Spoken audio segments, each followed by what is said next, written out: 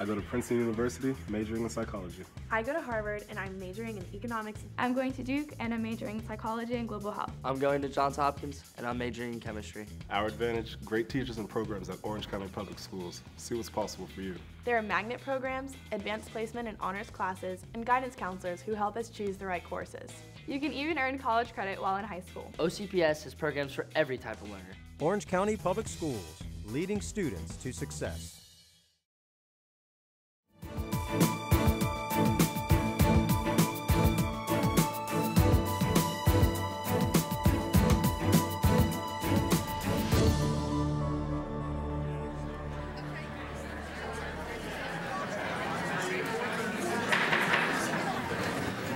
Well, good evening, everybody, and welcome to the Orange County School Board. Thank you for coming to our meeting this evening. It's an unexpected pleasure. I don't think we expected this number of people tonight.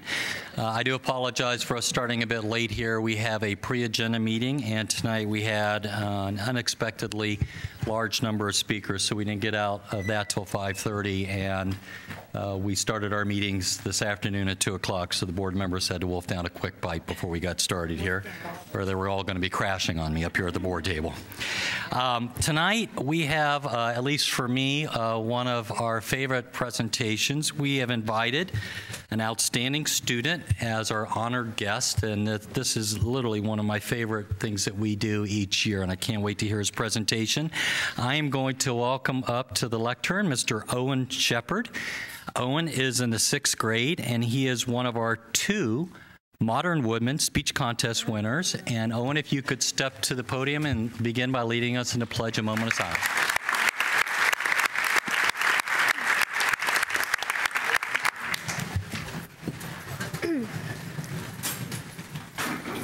Please stand and bow your heads for a moment of silence.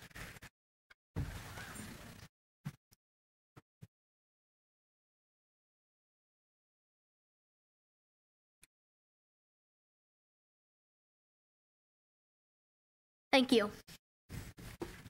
And now the pledge. I pledge allegiance to the flag of the United States of America and to the republic for which it stands, one nation, under God, indivisible, with liberty and justice for all. Thank you. Thank you, Owen. We all stood before you even got a chance to ask us to, didn't we? It threw you a little. It's because they wanted to applaud you. Owen is here tonight because he is one of our Modern Women of America speech contest winners in Orange County. He is a 6th grader at Piedmont Lakes Middle School. He previously attended Clay Springs Elementary School in 5th grade, where he won the contest. And if any of you have ever had your sons or daughters go through Modern Woodman, 2 of mine have so far. It's nothing short of remarkable what he has accomplished, progressing all the way through the school level and then the area level and then all the way up to becoming our county winner. This is the annual recognition at the school board where we get to change things a bit because our winners get to present. And I think the reason we love this so much, Owen, is because we love hearing the speeches and the delivery of those. Owen's speech is entitled, "The Importance of Healthy Living." Owen, we are all yours. Can we sit out there and watch him? Yeah, you know, Owen, would you prefer if we come out and sit out there in the audience and watch you so you could face the whole audience? Yeah. That's a great idea, Mrs. Robinson. Okay. Are you comfortable with that? I don't want to throw you because I know what it is to give a speech and be throwing a curveball. Okay, yeah. Let's do that, board members. Great idea, Mrs. Robinson. That way he can face the whole audience. So we're going to come out there and listen to you.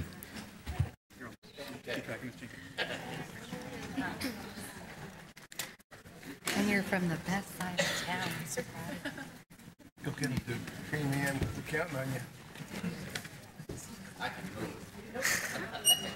Hopefully I don't have to move.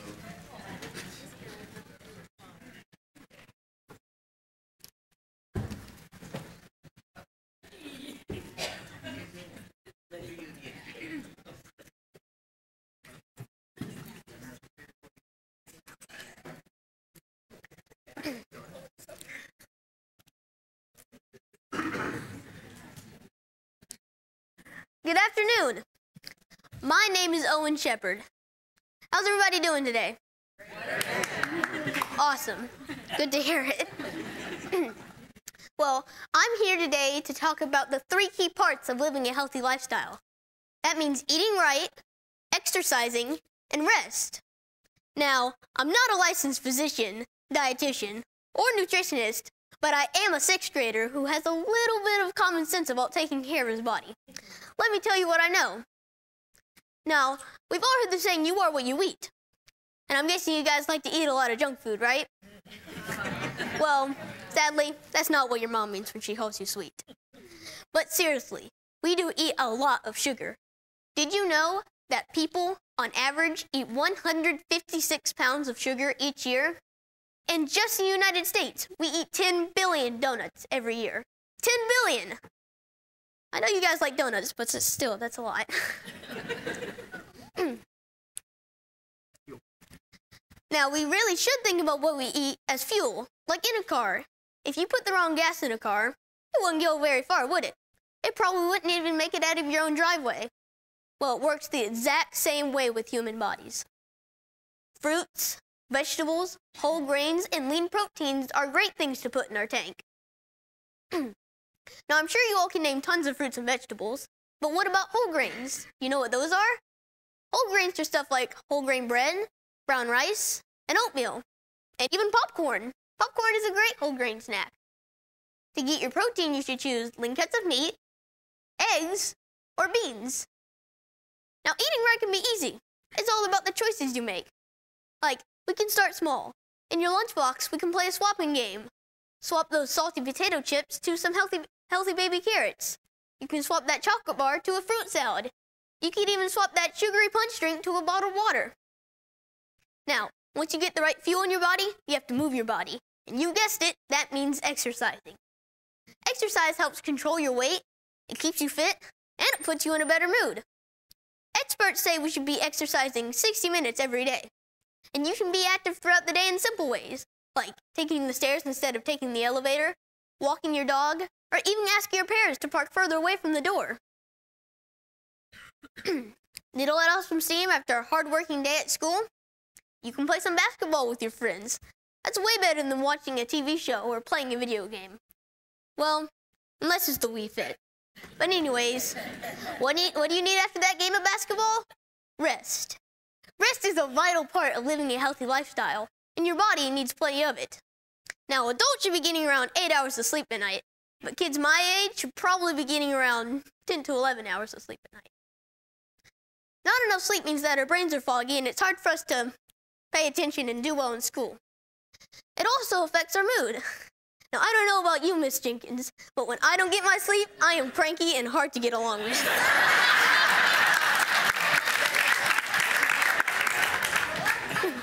Did you know that lack of sleep also affects our appetite? Well, it's true. We tend to crave sugary snacks when we're tired, and from what we've learned so far, we need to steer clear of sugary snacks. Okay, so wrapping up. What are the 3 key parts of living a healthy lifestyle? Eating right, exercise, and rest. Take control of these 3 things, and you can live your life to the fullest. As author Jim Rohn says, take care of your body. It's the only place you have to live. Thank you.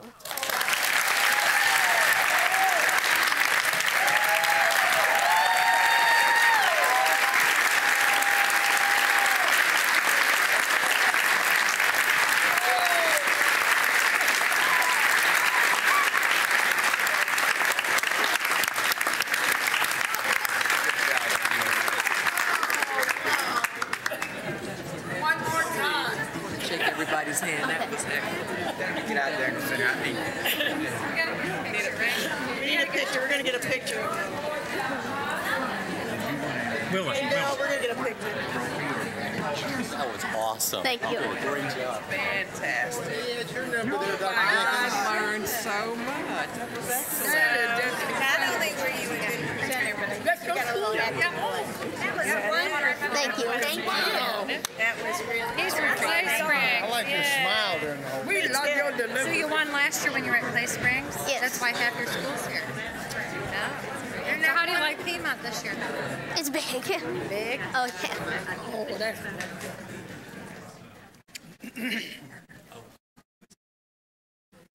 That's my dad right there.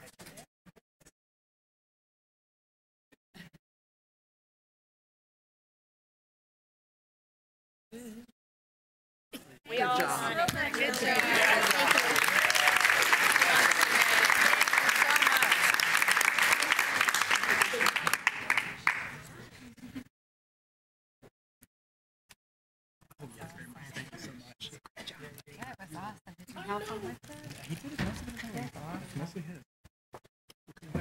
Thank you so much. You saved the day.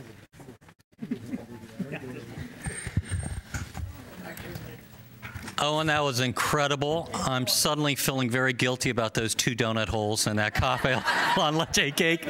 I would normally say I'm going to go run a couple miles after this, but I don't know if that's going to be possible. That was incredible, you know, and you did awesome. You know, there's a saying in politics, you never want to follow animals or young children, and this is why. I would never want to follow you on the political trail. That was incredible. So we have to thank for this the Modern Woodmen of America, and Mr. Al Craig is here from the Modern Woodmen of America, and I know he'd like to make a few comments. So Mr. Craig, let me welcome you to the podium, sir, to make a few comments on behalf of Modern Woodmen.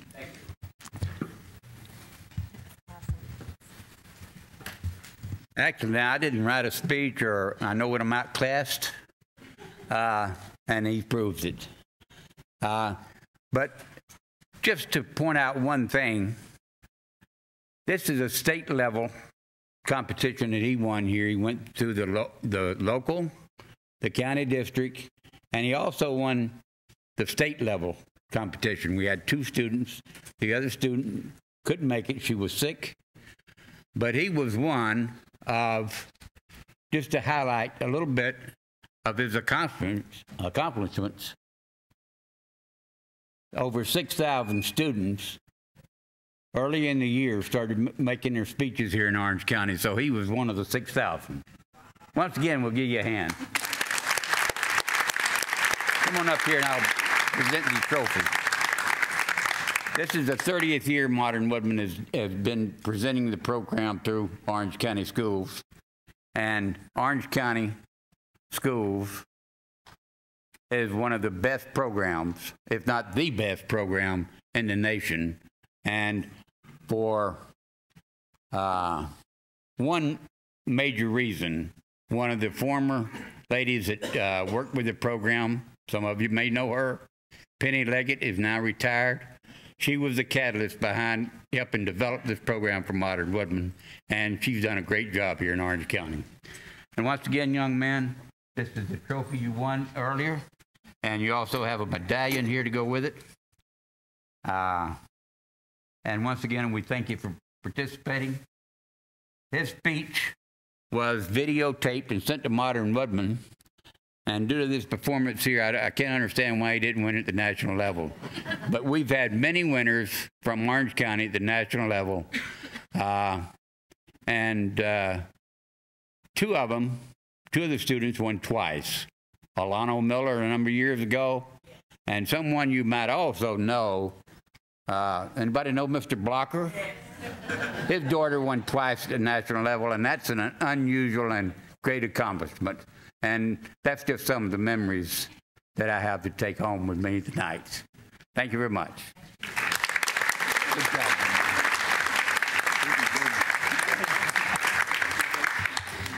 Mr. Craig, don't go anywhere. I think we're going to want to get a picture with you and that trophy. But on behalf of the school board, thank you for being such a great partner in education, and Modern Woodmen of America being such a great partner in education. And Owen, behind every great speaker is a great parent. So I think your dad's here today with you, and any other relatives. Can you stand and let us recognize you, Mr. Shepard, and your sister and anybody else?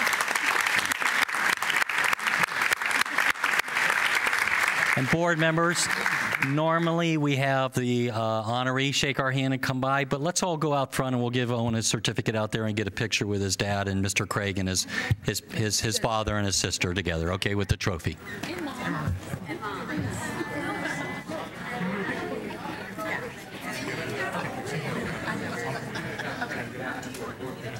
Sherry, we'll have to send us a popka cheese. Facebook thing. Yeah, we'll have to get you the popka. We tended to agree, but I need something up front. they going to the bathroom?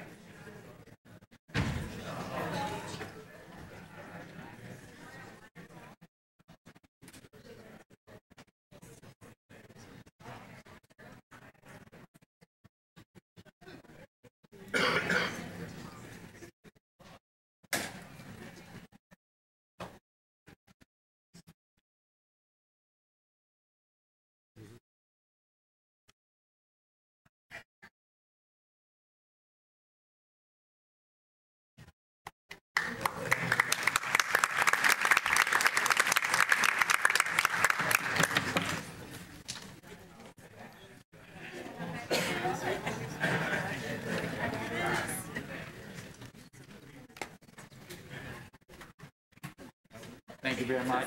I have to see you. There you go. First winners.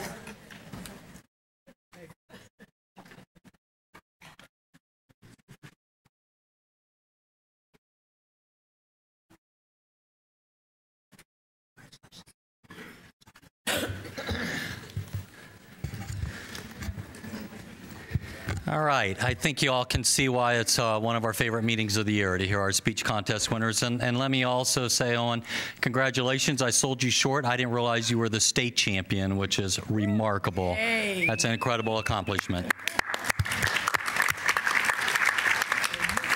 And if I understand Mr. Craig correctly, was Miss Staten also, was Sydney also the state champion, Owen? Was she a co-state champion with you? I'm not sure who the other person was. I'm not sure. Okay, well, we have another state champion, Sydney Staten, from actually my children's homeschool and my homeschool, Blankner. Sydney is ill tonight and was not able to be here, but if you're watching at home, Sydney, congratulations. She's actually been a classmate of my son's for 7 years now. Okay. All right. We are going to go, Dr. Jenkins, if we could, since we got a late start here, right into the employee recognitions. So can I turn it over to you to recognize any newly appointed administrators?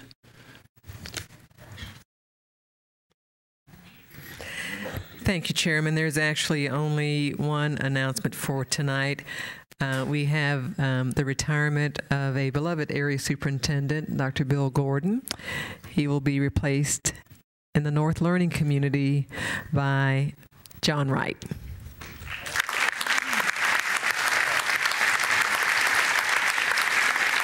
Thank you. Did Owen leave? He could come give my speech for me. But no, thank you, Chairman Sublette and Dr. Jenkins and the board and staff for this appointment. I want to thank my Timber Creek friends and family that came out, and the East Learning Community family, and I have some North Learning Community new family here to support me tonight. I also want to say to Mrs. Cato, Mrs. Flynn, it's been a pleasure working with you all these years, going way back to Timber Creek and when it opened.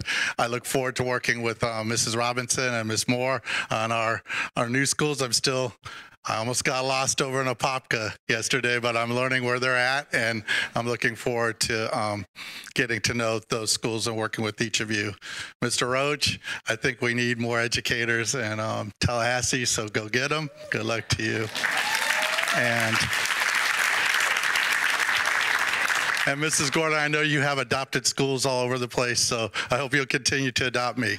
And so, thank you. I want to thank Dr. Gordon and acknowledge you for everything you've put in place and for making this a smooth transition for me. I want to thank Dr. Vasquez for making my first year out of the school a successful one, and then Dr. Diaz for this past year of really getting me ready for this and giving my wings, and so I thank you for that. I want to acknowledge, they're not here, but two of my mentors over the years, Dr. Rose Taylor, who was my principal when I was at Meadowbrook Middle. She really taught me how to be a master teacher and a teacher leader, and then Miss Judy Cunningham, who retired as deputy superintendent, who really taught me how to be I think a principal. And And then to Dr. Jenkins, thank you for both of these opportunities that you've given me. So I appreciate it, and I look forward to working with the North Learning community.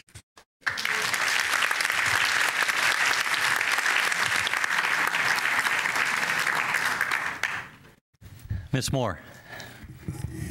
Well, it's sort of a bittersweet conversation to have. We have just loved having you, Dr. Gordon, in the North, and I have some very fond memories of seeing you with your hat covering your neck and trying not to get sunburned out at that jazz festival in 8 hours, 10 hours in the sun, and we just have some wonderful memories. I remember when he first came talking about, oh, we got the principal from Winter Park coming up to the North, and we were so excited. So now we can say, oh, we've got the old principal from Timber Creek coming up north. So, Mr. Wright, you have big shoes to fill, but I think you were celebrating or having a meeting, and I managed to interrupt their very first conversation with the problem.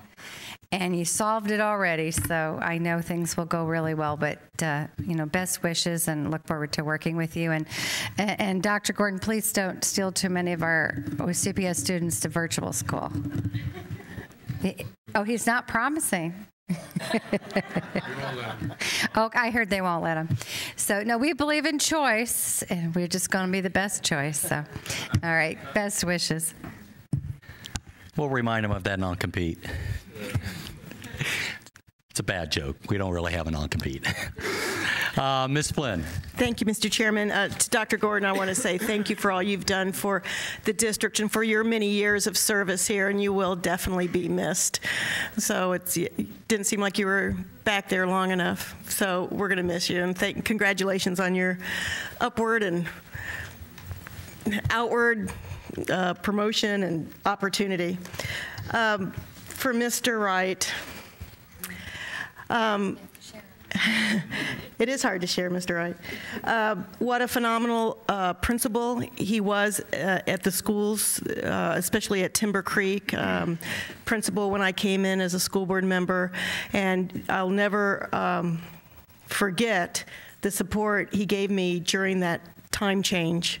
That was a very stressful time, and he and his team supported me, supported the district, supported the time change, and was able to work it so that the students got the best of even that controversial move. You implemented the zero period, and you had, I don't know, what'd you have, 4,400 students at the time? I mean, he made it work, and I think that's what your greatest, I think, gift is, besides your winning personality and your humor. But you are creative, and you've brought that creativity to the schools you were in, and you implemented programs that have become the envy of a lot of schools across the community. And I thank you from the bottom of my heart for all you've done, and I wish you the best. I hate for you to leave East, but you're still with OCPS, so that matters. So thank you so much. Congratulations.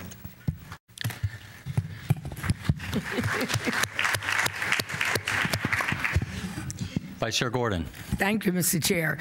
Dr. Gordon, we know so much about you because of Joey Cadle. And most of us knew you before then, but we really learned so much about you because you and Mrs. Cadle had worked so close together. And we were just elated when you came on board, but you were just a super administrator at Winter Park High. Ms. Cadle would often come to the table and tell us all about you. So we would go out there. That's why now you know why we were out there, because we wanted to really see, and you produced, and we're excited about it, and I know that you're going to do well. Now, will you be with Mr. Blocker? Oh, then I know you're going to do well. I think that is just wonderful, and like Ms. Christine Moore said, we believe in choices, and that's what we're all about. But the nicest thing is that I wish you well, and I know Ms. Cadle's going to miss you, and I'm sure she's going to have parting comments for you, but we love you. You know, you're my namesake and everything like that. So we adopted you too, all right? So just thank you, and I wish you well. And then as Mrs. Flynn stated, when Dr. Wright came on board, we just started off, and I adopted freedom. Rick Roach allowed me to get freedom and save their names at the board table because we were having a tumultuous time getting a name of a school, and they allowed me to look it up all over the internet and plaster it all over, and we ended up with freedom.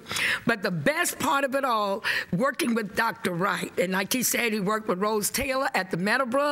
You were just a great, great teacher. Then you had Judy Cunningham. How could you not go wrong? And then, but the best part of your whole life is when Mr. Blocker was in so much turmoil, and Daryl also. You are one of the top administrators, one of the most cooperative for a board. You just made everything so easy.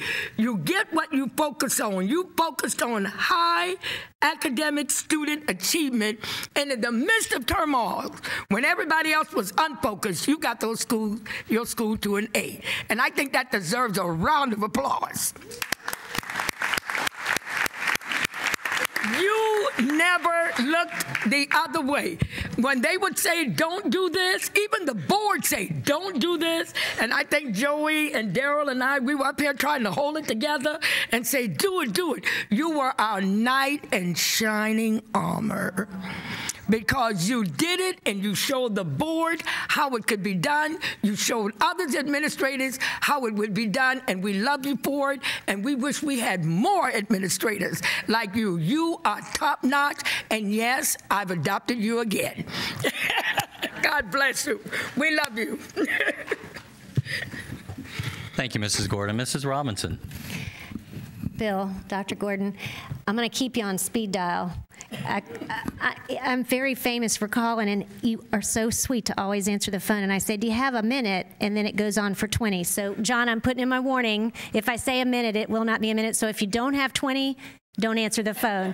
But you were so great to work with. I've really enjoyed getting to know you and your family. And I'm gonna call you next week to find out about the wedding this weekend. Can't wait to hear how it goes. Bill's son is getting married Saturday. So anyway, I've just really, really, really enjoyed it. And I'm just glad to know I'll have 2 people at Florida Virtual Schools to call when I have complaints. So from family members, from constituents, not from me, from constituents who complain. But anyway, best wishes. Congratulations. And John, I really do look forward to getting to know you better. I've enjoyed our time over the last 6 years getting to know each other, but we're going to get to know each other a lot better because I call you probably every day. So anyway, congratulations. I'm really excited about it. Thank you. Ms. Cadle. Well, it's sort of bittersweet, but it's also exciting to see people spreading their wings. And, Dr. Gordon has done everything we've asked of him. Trey getting married this weekend, I believe when he started at Winter Park High School, Trey and Whitney might have been in, I don't know, 2nd grade in kindergarten or something, or 1st grade. They were pretty little. And the talk in the community at that point was, oh my gosh, we're getting an elementary school principal. He's not going to know how to do graduation. That was a big issue. Make sure he knows how to do graduation. So we do go back, way back from when I was a parent leader at Winter Park High School. But Dr. Gordon, you will be missed, but also I know that our loss is the gain of the Florida Virtual School. And I wish you only the best. And being the father of the groom is great excitement, and being the mother of the groom is also great excitement. And so have a wonderful time this weekend. And to Mr. Wright, we've stood in the rain. We have, I think, let's see, you've scooped Italian ice, and whatever we've needed you to go, you've been there and you've done it. The North community is going to be very, very lucky to have you. And I'm very sad to lose you, but you'll still be sitting behind us every 2 weeks, so we can check and see how you're doing. But Godspeed to both of you. Mr. Roach. Yeah, Joey, I forgot. Bill, you were at Killarney Elementary. That's where you. So I've really seen you come through the OCPS family. And I just want to say Bill Gordon's just a first-class guy. I don't know how else to say it. I think you just really, you hold yourself well. You've been a great role model for a lot of people, Bill, and really was a strong leader at Winter Park High School and left a wonderful legacy there. And you will be missed, but I agree with Mrs. Cadle. It's, onward and upward, and, do good at the next spot over there. And, when you've been around the board like I have, you have a little bit of a history, and John probably doesn't know this, but when we dedicated Timber Creek High School, John was the principal there. And I remember the board was there. I remember it was when Linda Sutherland was on the board. And John goes to the microphone, and it was one of those microphones that was kind of attached to the podium. And when John picked it up to introduce the board members, the microphone came right off the podium. And John didn't even know it. He just walked around with the whole stem and the microphone and kept making his speech. And I was hitting Linda, said, I can't believe this. He doesn't know he's ripped the microphone off the podium. But he was so excited about his school. I can still see that today. I don't know, John, if you remember that, because you had to put it back. John, I've been waiting a long time to tell that story, and so I'm sorry it's tonight, but John Wright is, Dr. Jenkins, let me tell you, I got to give you credit. You really, really can't pick them on the area superintendent. I mean, I'm looking at all of them back there, but John's an incredible educator. I call him very proudly an educator. John gets it with kids. He gets it with teachers. He will be a great leader, and I think a great insulator, as I mentioned earlier tonight. John knows how to protect his people and lead his people, and I have great confidence in you. I'm looking forward to working with you for the little bit of time I got left. So thanks, and congratulations, John.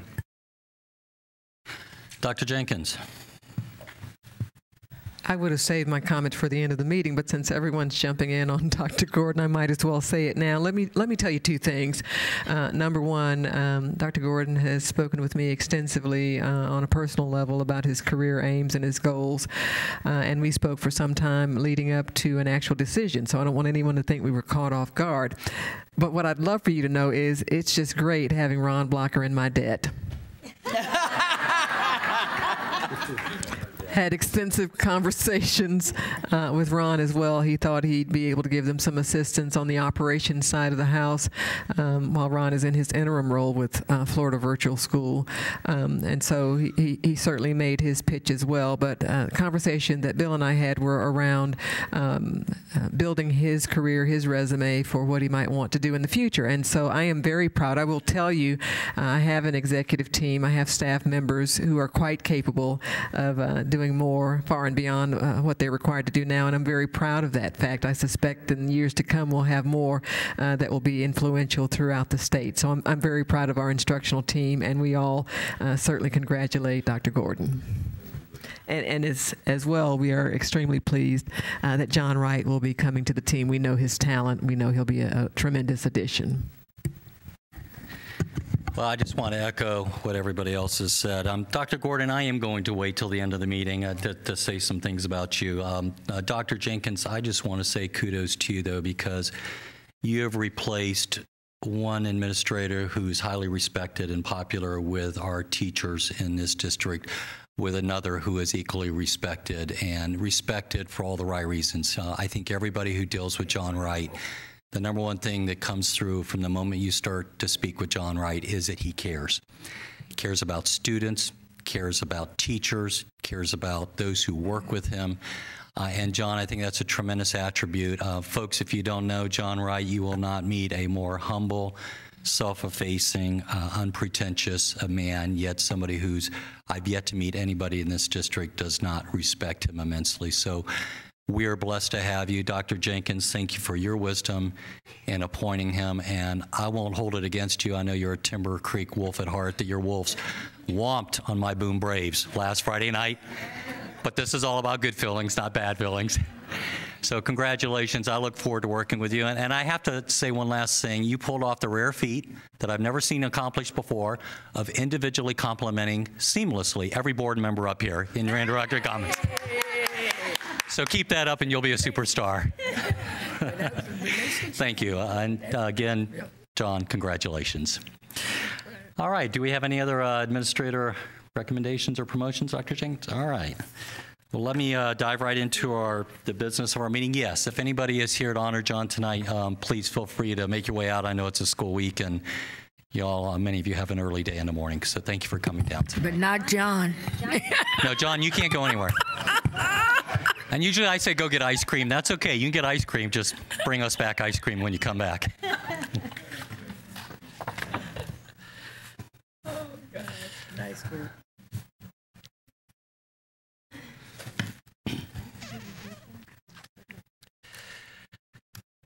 All right, let me make a couple of preliminary announcements, and then we'll get into adopting our agenda. Any individual who would like to address any item on our consent or non-consent agenda may do so by completing a yellow form that looks like this. You can receive this form from Ms. McGill, who is the lady at the far left-hand side of the dais. When that agenda item comes up on the agenda, I will call you to speak. You will have 3 minutes to address the board and to provide your testimony to the board on the issue before us. Dr. Jenkins, do we have any newly appointed, do we have any changes to our agenda this evening? We do, Chairman. Item 3.03, that is the policy IHAM is being withdrawn. And then for items 706 and 1407, the resolution and attachments were added after the release of the board book. That is all.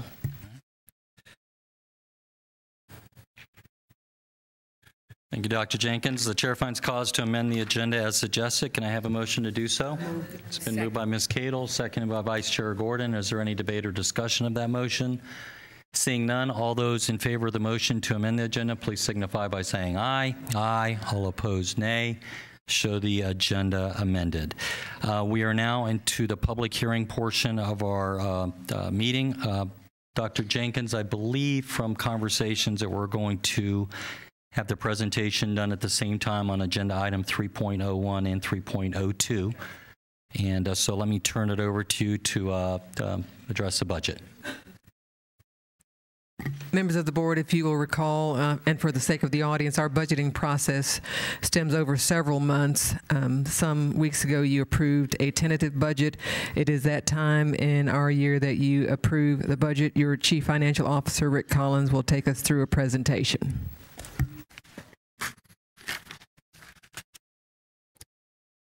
Okay, thank you, Dr. Jenkins. I did ask Owen if he would help with the presentation tonight, but he said he had to go home and rest. But maybe next year, This presentation will look very familiar to the board because it's very similar to the presentation that we did at the tentative hearing. We only made a few minor adjustments, and I will point those adjustments out to you as we go through the presentation. Tonight, we will go through a presentation on the proposed millage rate. We will do a presentation on the proposed budget, have public comment, board discussion, and then we will move right into the actual adoption of the millage and then the final budget itself. First item for discussion is property taxes. Again, actual taxes are a function of the assessed value after your Save Our Homes adjustment, exemptions, and the millage rate. The property appraiser's office actually establishes the assessed value. The state legislature establishes the exemptions, and then the state legislature, in conjunction with the school board, actually established the millage rates.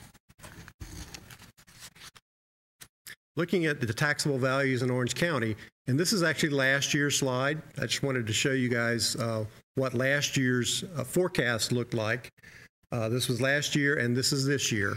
You can see that Orange County, the forecast has changed dramatically. There is an upswing in the property values, the taxable values in Orange County. The tax base is actually up 7.9% as compared to last year.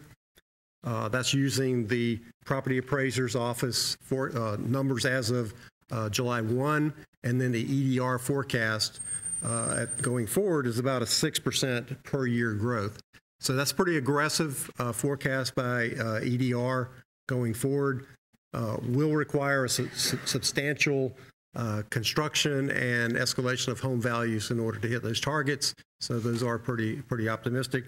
The statewide numbers are actually just under 5%, so that's significantly higher than the rest of the state.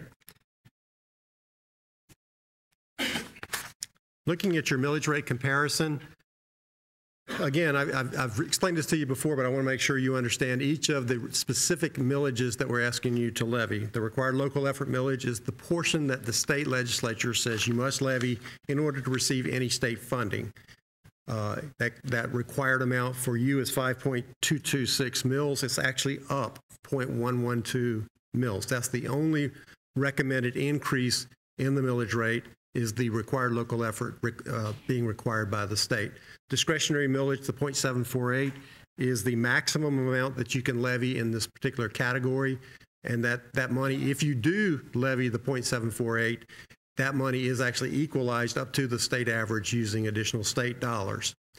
The additional voted millage is the voted millage that the citizens voted for back in 2010. That 1 mil it stays here in Orange County. It is not equalized in any way. It stays here in Orange County and is used for the purposes specified in the referendum. So that leaves you with a total operating millage of 6.974 mils. And then capital projects millage 1.5 mils. If you recall, we rolled that millage back to 1.5 back in 2003 based on the 2002 referendum on the sales tax.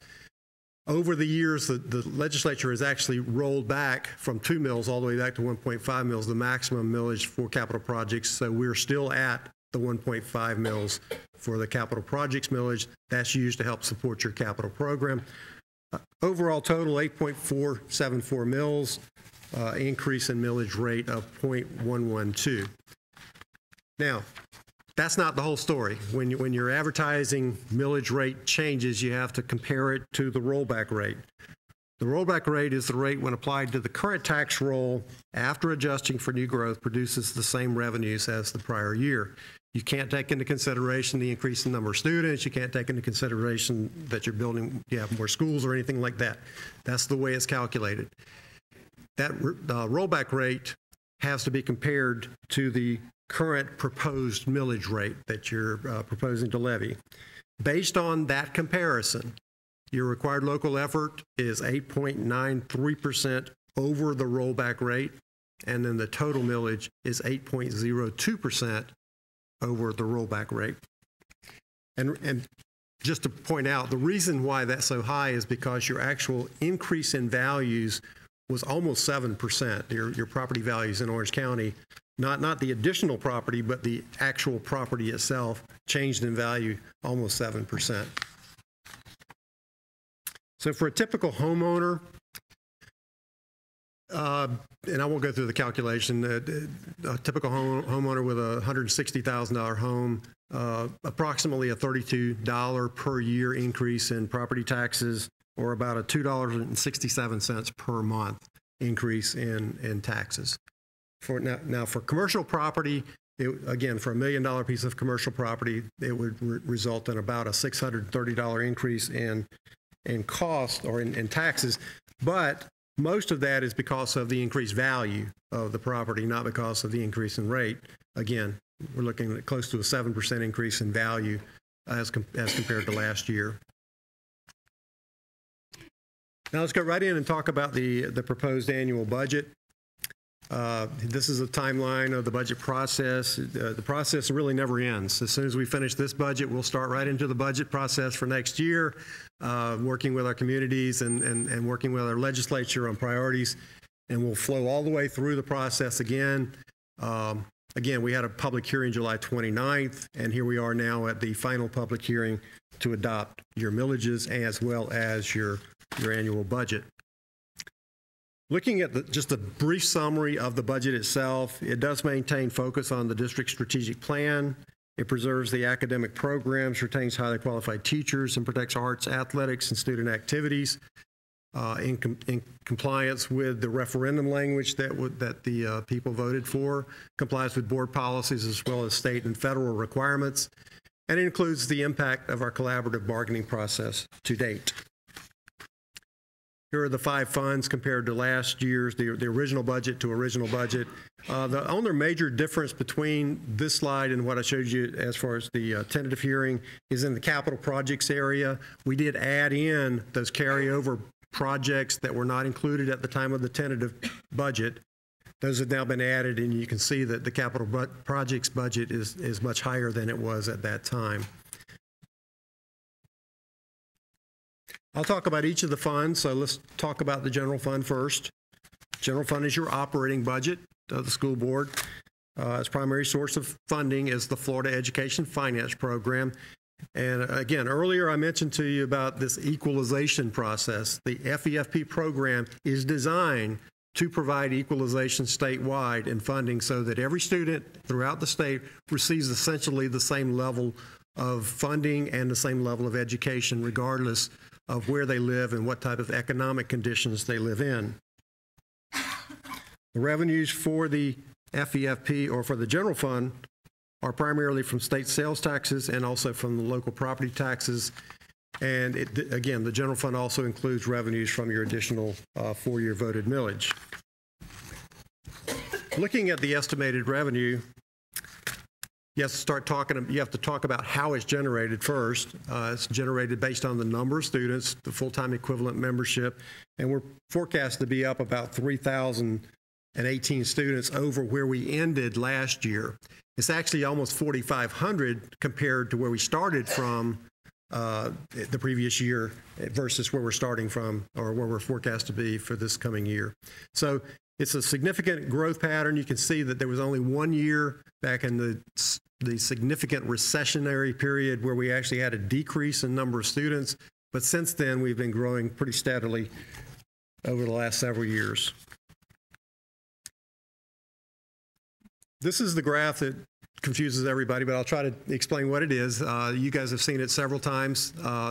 What we're trying to do is show what actually has happened to per student funding over the last several years, kind of gives you a feel for where we're actually at, and also comparing that to the 2007-8 equivalent purchasing power, essentially using the consumer price index and inflating those dollars from 2007-8 forward to see how it compares on a per student basis to what our funding is currently. The overall funding, the regular funding, actually increases this year by about $148 per student. If you notice the blue mark, there actually is a slight increase.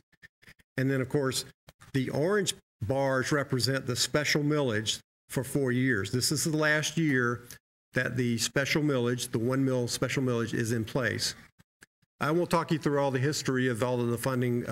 We've already done that, but you can see that funding for Orange County Public Schools took a nosedive in total dollars as well as in dollars compared to the inflationary pressures. State dollars are now starting to recover as far as including your local property tax base, and so we are starting to recover some. But you can see that we're still significantly less than where we were back in 2007-8. In fact, in real dollars, we're still $426 per student from the 7309 to where the regular funding is here. And we're actually about $1,499 in regular funding less than where the equivalent purchasing power would be. So we're recovering, we're starting to turn around, but we're not anywhere near being back to where we have been in the past. And even with the special millage, this year, we're still about $1,008 less than the equivalent purchasing power. Looking at the percentage of state general revenue going to education, it has varied over time. Again, back before the Florida lottery began, education used to get over 60% of the general revenue. That number this year is just under 52%. So you can see that it took a nosedive when the Florida lottery came into existence. Then it started rising again, and so it takes a little bit of a roller coaster ride. Did go down a little bit as far as a percentage as compared to last year. Speaking of the Florida lottery, you can see that in the early years of the Florida lottery, about 60 to 70% of the Florida lottery dollars were actually for public schools. Currently, this has now dropped to about 32%. This is the green bar here. About 32% of the Florida lottery dollars actually come to public schools now. And of that 32, remember, the Florida lottery was for enhancement of education. Of the 32%, only 24% of that green bar is actually now used for enhancement of and that's the school recognition program. The rest of the dollars really go towards just the base FEFP and for our post-secondary program. So it's really not providing additional dollars. It's just replacing dollars that we had received in the past. Looking at the breakout between local and state funding, again, for our general fund, about almost 54% state, 46% local. There was about a 2% shift between state funding to local funding this year because of the rapid increase in the local tax base, and because of that equalization process, it resulted in about a 2% shift from state funding to local funding. All right, now let's talk about the spending side of the ledger, appropriations. These were some of the board and superintendent priorities. These are the same ones we talked about months ago and used in the budgeting process to develop this budget. I won't go through each of them, but these are the same ones that we've presented over the last several meetings.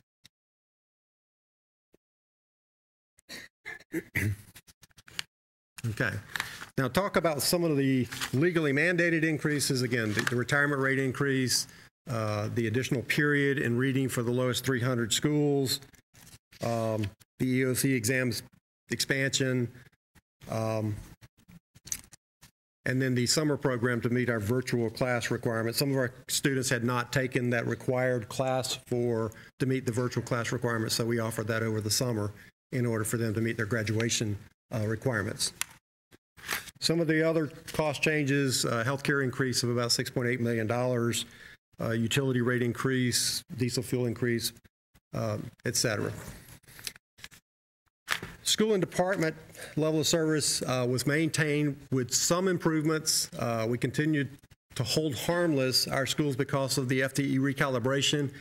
I won't go through the explanation again of what that is, but just know that our actual number of FTE now does not match up with our actual enrollment. It's actually less because of the way the FTE is now calculated.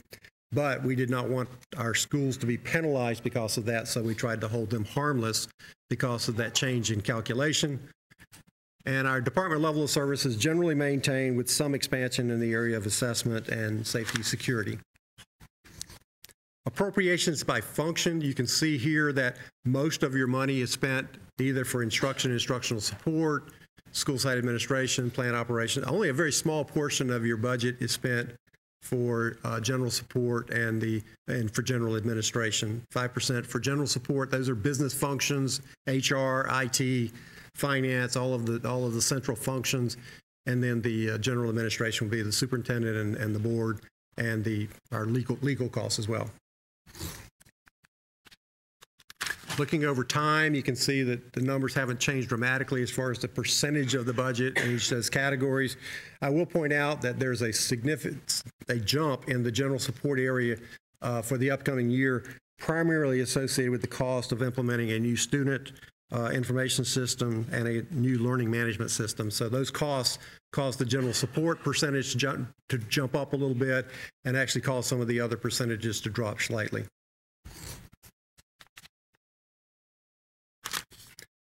Some of the future issues, again, the conclusion of the special millage after 2014-15, huge issue. It is on the ballot for the November election, so that's something that will be addressed fairly soon, so it'll give you plenty of time to start planning for next year. Florida Standards Assessment, the costs and the issues associated with that, digital curriculum expansion, and the continued impact on the FTE due to virtual and charter schools expansion. So that's an important thing in our planning process, is that we have to make sure that we know where our charter schools are expanding to and where the virtual program is expanding, so that we understand the impact on each individual school so that we can budget appropriately and staff appropriately. I mentioned the retirement thing here. Every year the Florida legislature brings that up, looking at additional restructuring of the Florida retirement system. Just put it up there for consideration for the future, nothing for this year. Going right into the capital projects fund. Now, tonight we're talking about the capital projects fund prior to adjusting it for the sales tax that was the extension that was approved in the primary election. We will be having several work sessions and meetings and discussions about that. And keep in mind, those dollars really take effect in January of 2016. So even though it was approved in the primary election, the revenues don't start rolling in until after January of 2016. Again, the budget, $1.4 billion, primary sources, sales tax, property tax, impact fees, minimal state support. Now, I will say that the PICO dollars, we did get some PICO dollars this year, about $3.6 million. The first year since 2010-11 that we've actually received any PICO dollars, and there are no PICO dollars for construction. So there are two pots of money: PICO construction, PICO maintenance. This is the PICO maintenance dollars, so those dollars will be used to enhance our maintenance programs. Again, this chart does not include the sales tax extension that was approved, but this shows you for this year, and the green represents the sales tax. So that is a huge portion of your capital plan. This chart shows what would have happened if it had fizzled out. So now you can count on this number being comparable to this going forward. Again, the big three sources is your property tax, impact fees, and sales tax. The state support is minimal. This is how the capital budget is planned as far as expenditures for the upcoming year. I won't go through the details. You can see it on the chart. And by the way, the capital renewal dollars that are being spent are included in the district-wide capital category, which is the blue category. So all of the capital renewal dollars that are being spent are included there. The 5-year new school openings, subject to change, may change if, again, as we start reevaluating the sales tax going forward. But these are the new schools we have planned and the year they're actually scheduled to open. This would be August of that particular year those schools are scheduled to open. I do have an asterisk on the 2017-27 HW4 because that school is subject to site selection and county approval.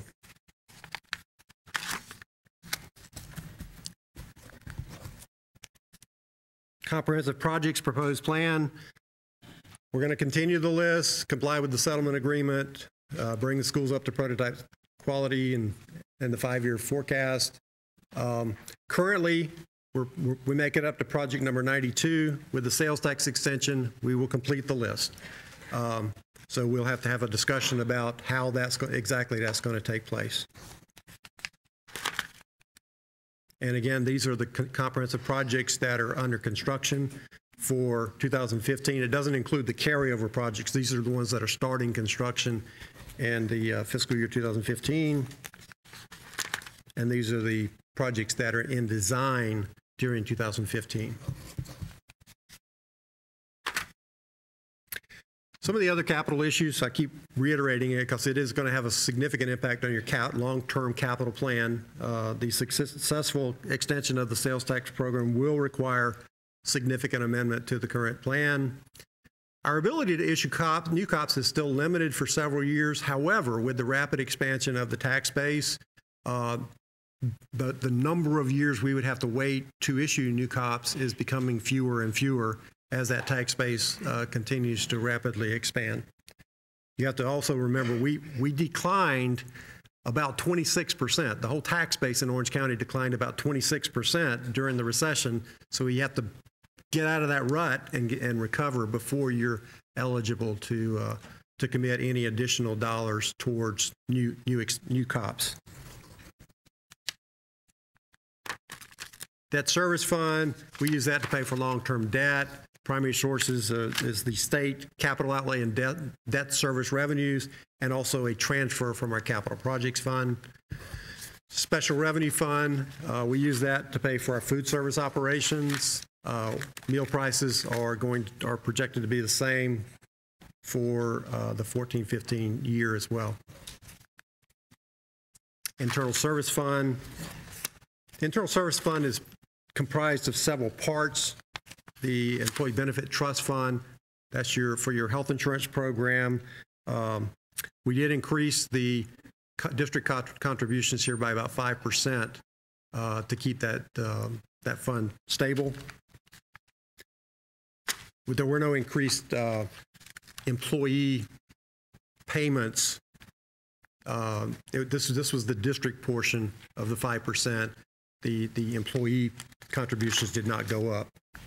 The Property Casualty Fund is where we pay for our liability, property, and workers' comp claims, and it's funded through charges to the other budgets. Printing services, again, is funded through chargebacks. And that pretty much concludes my presentation. The remaining actions would be superintendent's comments, public comments, and then board discussion, and then we would move into the actual adoptions. All right, thank you, Mr. Collins. Dr. Jenkins? I was going to say, members of the board, I would just remind you this follows our normal guideline and certainly our previous calendar for approval of your budget. Certainly prepared to answer any additional questions. As I stated, for the knowledge of the public, we have workshopped and studied our budget over several months.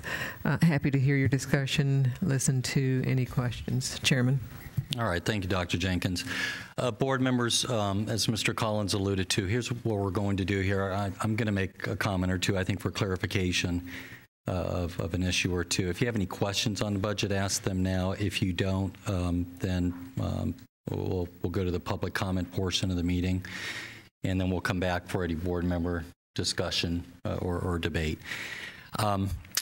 First of all, can you go back to slide 7 and 8 and put those back up there? Is it possible to still keep the PowerPoint up there, Mr. Collins?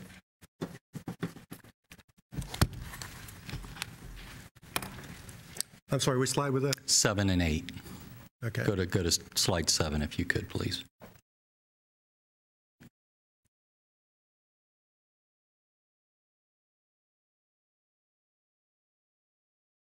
Yes, sir. Okay. Thank you. I just wanted to comment, and this is really, frankly, not so much for the audience, because we have a pretty sophisticated audience in here this evening, and you all know the budget process as well as many of us do. This is very candidly for the benefit of the media, because I was asked a number of questions before the meeting, and I think it always helps to clarify our budget process for anybody in the media that may be covering it. The reason I had Mr. Collins put up slide 7, and if you were to scroll down to slide 8, is these two slides really show the degree to which we have little to no discretion at the local level over the amount of revenue that we collect. The state of Florida, in our system, we have an equalized funding process. It's called the Florida Education Finance Program. It's actually viewed as a national model among states. We were one of the first states to fund all communities equally, regardless of whether you were in a high wealth community, say perhaps like Sarasota County, or whether you were in a very high poverty county, say perhaps like Baker County or Glades County, or a county with a high degree of poverty. But the point I wanted to make for the media is we have no control at the local school district level over the amount of revenue that we collect for the operating portion of our budget. The amount of millage that we can levy is spelled out strictly by the state. It's called the required local effort, and if you were to look at that slide 7, even the minimal amount of discretionary local effort that we're given, and the total millage is capped. And the discretionary local effort, you should know, historically, Orange County Public Schools, we always levy, as do most urban districts, if not all of them, the maximum amount of the discretionary local effort. So I think that's an important point to make. The other point I want to make, and we're certainly always look forward to hearing members of the public comment on our budget, but the teacher pay portion of the budget, of course, is collaboratively bargained, and we just went through a very tough collaborative bargaining session. We brought that to a resolution in April through a hearing that we held at this board table. Many of our friends in the audience were part of that process, and I do want to make clear that this budget is a budget we are adopting for this year, but we are just now starting on our new cycle of collaborative bargaining. In fact, I believe in the last 4 weeks we held our first collaborative bargaining session, and that process is just now getting underway. So I know that from experience sometimes the teacher pay issues are a subject of great concern, as they should be, very valid concern to many. But again, those are collaboratively bargained at the bargaining table and agreed upon.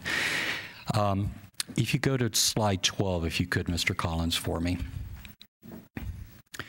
The last point I want to make before going to our speakers is this timeline of the budget process really speaks volumes. Again, I know that we always have a number of interested persons in our budget, and we genuinely welcome that interest.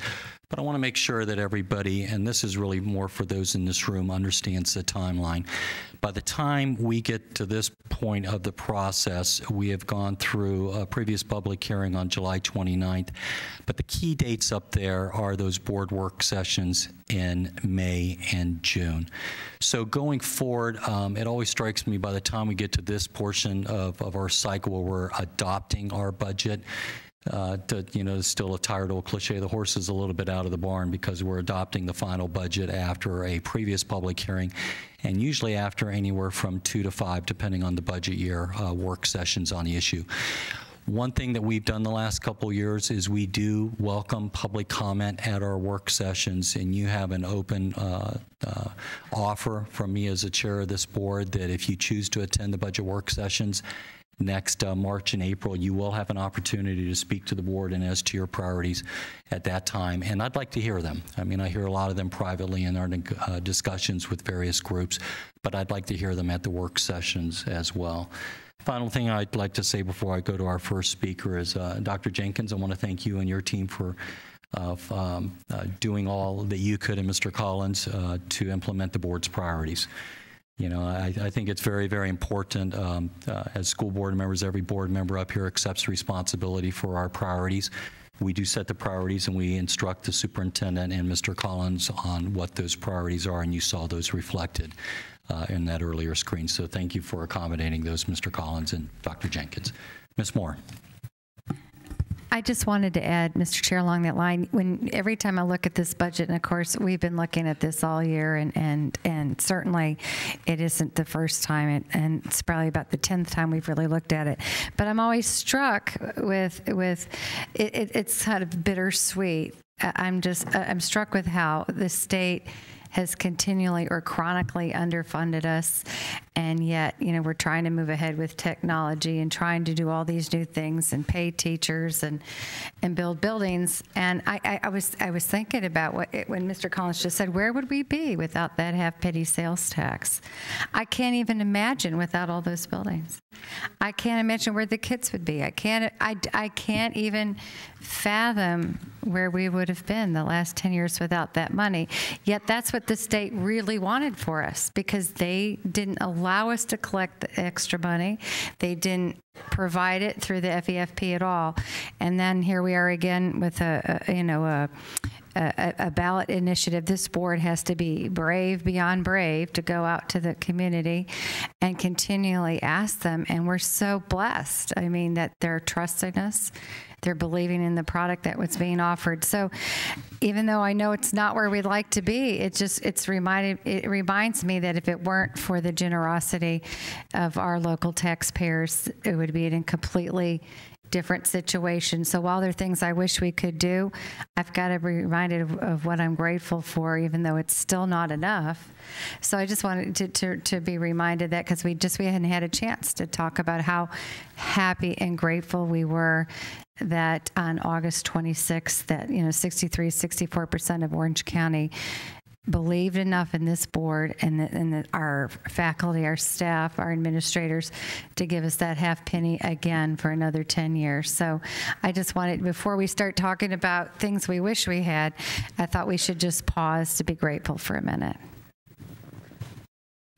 Yeah, I would agree. Very well said. Thank you on behalf of the board to all the taxpayers of Orange County. And this board has also made a decision to ask the taxpayers to continue the half mill.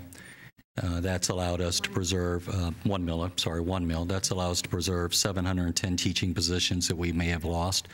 It's allowed us to preserve art programs in every one of our schools and athletic programs, and it's why frankly, folks have not been reading the dire stories about Orange County Public Schools for the last 3 years, shutting down programs, closing down, not having arts in the school, or even having to cut teachers the way other counties did so.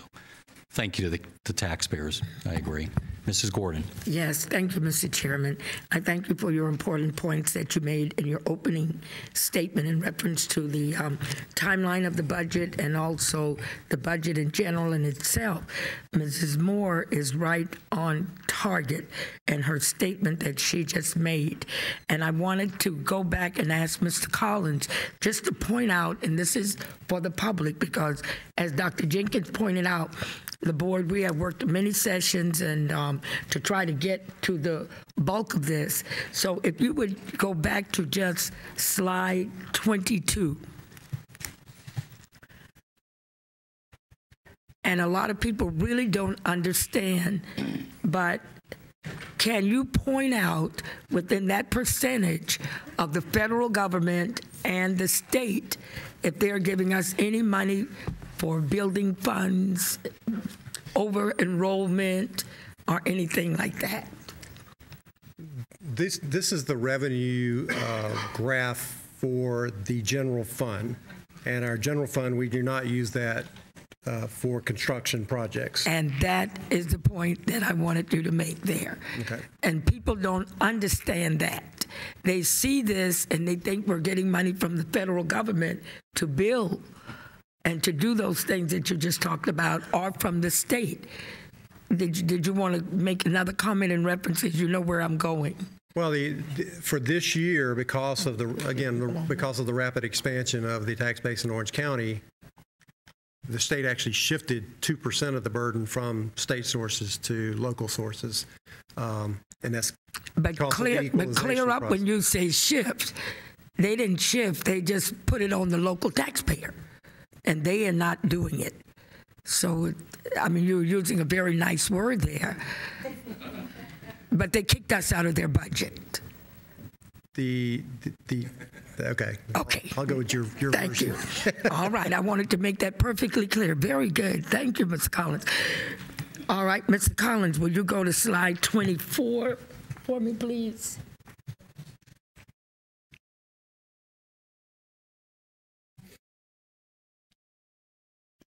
Now, this was something we did a little differently. We, as a board, had really not prioritized national issues, state issues, local issues affecting our students within our schools. And as you stated, several of these items are with our union in negotiation, but the superintendent and the board set priorities. And it dealt with what was affecting us nationally, statewide, and locally. The digital curriculum, as Ms. Moore brought back, the state would mandate these things for us to do, but they provided no entity. And by Dr. Jenkins working with her staff, bringing it back to the board working, we were able to set a few of the priorities that will reach the state mandated things that they've asked us to do. We're looking after our children in so many different ways here with the additions of what you see here. There are schools starting up all over the place. With the VPK, you go down Michigan within Rick Roach's district and mine, and every church pretty much they have a sign out with that. But I wanted the public to really get a look at the priorities. If you would go to the next one. And the most important part that the state does not do anything for. It's one thing to build schools, but it's another thing to keep them maintained. Keep the air quality, what several of the teachers were talking about. You build them, but then if you have no maintenance and custodial improvement in there, you have no security and safety enhancement, and this is what the superintendent and her staff brought back to the board and then even added in with the grant. I want the public to really just see what your board has done in this endeavor under our chairman's leadership and with the board members from all of the area working together. And then the last slide, 26. And I'm going to, she's not expecting this, Mr. Chairman, but I was going to ask Ms. Cadle to look at, she wasn't expecting it. But she generally talks about all of the things that are legally mandated to a board, to any school board. And when you begin to look at all of these things that you have to deal with within the budget, Ms. Cadle, by you being a former president of the Florida School Board Association and having to work with this and having to see most boards, I just thought that this was one slide that the public needs to see.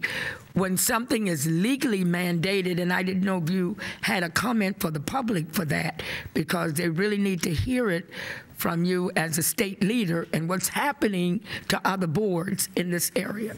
Would you, Mr. Chairman, would you allow her to address that for me, please? Kendall, do you want to yield to that? Or? Just quickly, I will say, you know, the lowest 300 schools, that additional hour, you can see just the impact on Orange County Public Schools. We'll multiply that by all of the districts that are trying to meet that mandate. Together with, we've talked a lot about, you know, the EOC exams, which for years I kept saying, why can't we have the textbook companies who have the psychometricians on staff come up with questions for us to use with their textbooks so that we would have a test bank of questions. That never really went anywhere. And so, you know, it gets frustrating when you keep asking and you keep asking, and then you hear that there is no effect to the budget. And then when you look at these numbers, there really is an effect to the budget. And so, you know, our teachers, every day, they make lemonade out of lemons. Most of the boards in the state are making lemonade out of lemons. And I remember a meeting we were having, I can't remember which Commissioner of Education it was. I think it was Commissioner Bennett, but it could have been Commissioner Stewart. I'm pretty sure it was not Commissioner Robinson. But we were talking about the digital divide. And Suwannee County Public Schools, Jerry Taylor was on the executive committee, and their computer ratio is 1 computer for every 10 students. And they have no way to raise additional dollars in Suwannee County. So they can't meet the mandate. And he's looking at the Commissioner of Education going, I don't know how you expect us to do that. So once again, we go back to the fact that this community has rolled up their sleeves and said the children and the future of the Central Florida community and Orange County is important, and we're willing to do what we need to do to make sure that our children are getting the very best in education. Beautifully done. Thank you. That, Mr. Chairman, in mind when you brought it up and did your most important point and your opening remarks in reference to the budget, this is what we're talking about. There was one other slide that I did need clarification on for the public, and I think that was slide 39 and 40, or either 38 and 39. It may be 39 and 40. Okay. So go back to 39. Now, we need to let them understand to go back.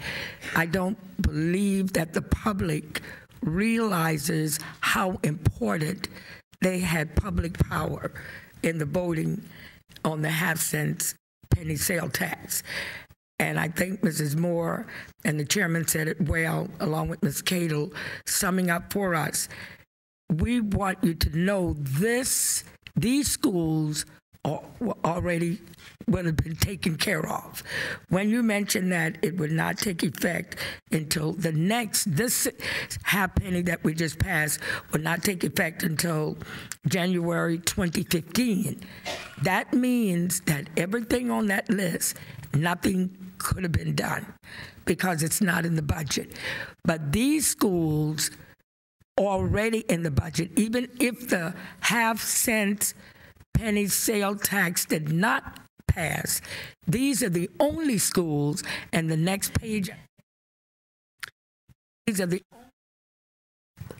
that would have been built. Am I right on that? Right. These projects listed here are the ones that will be under construction for the fiscal year 2015, and the next page are the ones that are in design, but it ends up at Dover Shores, which is Project 92. And that's it. They would have gotten built, but we wouldn't have been able to do anything else. And I think that's why this board is eternally grateful to the voters, the 64% of the voters that went out and saw fit to build your community and your schools. And you are blessed for it for future generations to come. Thank you, Mr. Chairman. Thank you, Vice Chair Gordon. Mr. Roach, did you want to go now or wait till after the speakers? Let me just say, let's thank the tourists as well. Yes. Who are going to probably pay for half of our building construction for the next 10 years. But don't tell them. But just don't tell them that we're doing that. The questions I have, you may not have the answers to, but I wanted to ask when you do get those, I'd like to see them. It's on page 28, that's what I'm looking for. And I just want to be sure now, the additional period in reading has gone up. I had that at $4.2 million before, so there must have been an additional cost on that. There was, as we went in and started looking at the actual cost to deliver the services for those schools, the cost estimate did go up. Yeah, I was I was looking at that today, and that extra hour money would have bought 7 teachers instead of having the extra hour in those schools. It's a kind of interesting comparison. We didn't have the local control to do that, though, did we? What I wanted to know is we've got here the $1.1 million for the EOC exams. That's the ones that we designed this summer with the teachers. But there's probably, I know there's an additional FCAT test, I think, hanging on for dear life. Is it science or? There's another FCAT test I think we have to give. I'm not sure where it is in the mix-up, but there's another one that they hadn't replaced yet. So I'd like to know the cost of that, plus the cost of the new test that's coming down the pike. I know last year it was $1.6 million, I believe, the district paid extra for the FCAT test. So I'd like to know what the new Florida Standards test is going to be. Okay, thanks. And Mr. Roach, are you looking just for the local cost, or are you looking for the state cost? If you had the state, I'd love it. Yeah. I can try to get the information. Local and state would be wonderful on both those. Thanks. All right, thank you, Mr. Roach. All right, we have a number of speakers tonight. The first, let me read out the order so you can be ready. First is Allison Record, then Rhea Park-Smith, and then Doug Head, and then David Duffy. And then we have some more after that. So, Ms. Record, welcome. And for our speakers, if you could begin with your name and your address, which is a legal requirement. And then you'll have 3 minutes to address the board. Welcome, Ms. Record. Hi, thank you. Good evening. I'm Allison Record, and my address, 420 East Anderson Street, Orlando, Florida, 32801. Thank you. Thank you for having me. I know I have 3 quick minutes. I just wanted to say that I love Orange County Public Schools. So clap it up. I mean, thank you. And I love that we're one of the largest and one of the best districts in our state and in our country. And I love that there are high expectations for teachers in our district and for our students. I love the high achievements of our students and our teachers in Orange County Public Schools. And I love the recognition that comes for our students and teachers here in Orange County Public Schools with the Broad Award, with all the recognitions. I started my career at Ocoee Middle School, the demonstration school for technology. And I also continued my career opening Sunridge Middle School 3 years ago. And we're a top performing middle school, and just our second year, we're the top middle school in the district, and I love that. I love that I've emailed Dr. Jenkins and Dr. Williams for help, for a question or concern, and I love that they respond to me with a quick answer and support. I love that Christine Moore has been in my classroom with Mrs. Painter and participated with the kids and just been right there with me. I love the learning opportunities that the district provides for me and for my colleagues. I love the opportunities I've gotten to represent our district and the various schools I've worked at. I love our principal, Patricia Bowen Painter. She's an intelligent and awesome principal. We have a great staff who has high expectations for the teachers and for all of the students. I especially love my colleagues, and some of them are here this evening. And I love that we do anything and everything to reach our students and to help them succeed. We all love our students at Sunridge Middle School, just like all the teachers here love their students. And we show them this love before school and during school and after school, and we show them the love with our planning in the afternoons and in the evening and into the wee hours preparing. But what I don't love, sadly, and we're going to get to that, is this disappointment that comes every year. And I know it goes back and forth. We have a proposal and it's not enough. And so we have to go back and forth and back and forth. What I'm asking you, the board and the public, and for all the teachers, is to remember that we meet and exceed your expectations every day. Every day. And that we need a living wage to reflect all of our hard work. And please show your love for your teachers with an appropriate raise this year and next year and every year. And please show us the love that we show you and our students every single day. Thank you. Have a lovely evening. Thanks.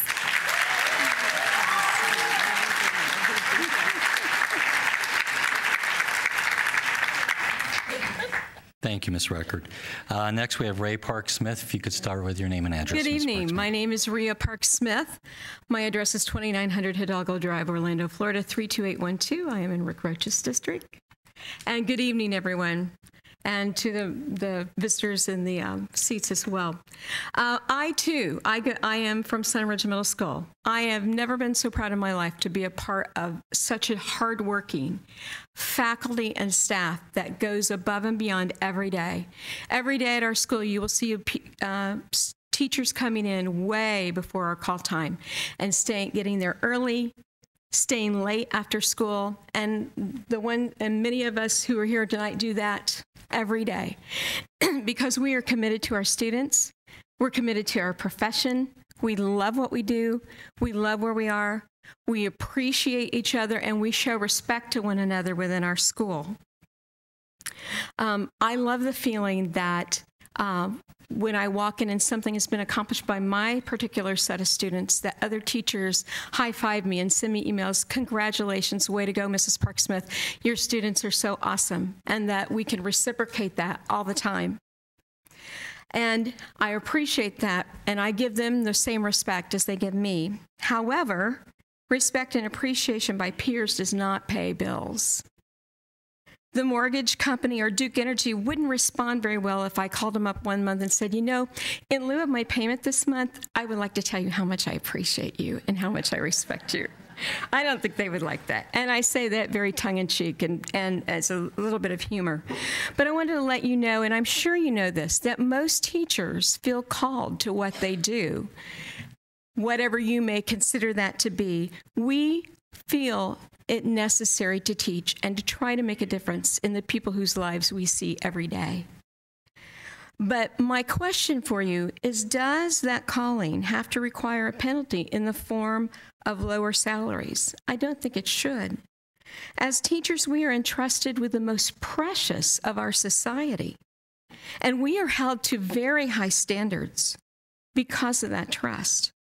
But the very fact that we are held to these standards and entrusted with this great responsibility really begs the question, why must we come with our metaphorical hat in hand to ask for compensation that allows us to pay our bills and give us an adequate standard of living? I ask you to give careful consideration to, as you make your budgetary decisions within your overall budget, as you work with our bargaining teams, that you would remember that you have entrusted us with your most precious, our most precious, and that we are held to high standards that I think overwhelmingly, by a huge percentage and majority, we all exhibit. One other thought, two other thoughts actually. All right, thank you for your time. Oh, Ms. Park-Smith, you can finish. How much longer do you need to finish? Oh, sure. Two wrap other up in thoughts I want you to think about, and I see all the things that are required to be supplied by state mandates. But please remember that the greatest resource you can ever provide for a child is a great teacher.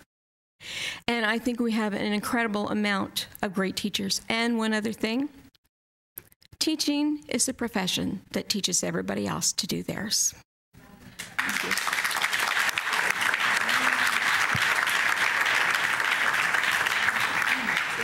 Thank you. Our next speaker is Mr. Doug Head. Then I have David Duffy, Joshua Katz, Diana Moore, and then Cindy Hamilton. Mr. Head, welcome. Can I get Mr. Collins to put up slide number 26?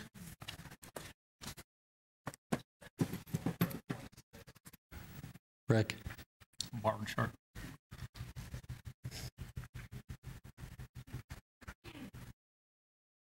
That one? Maybe that's not it. The bar chart you had, which... That one? No.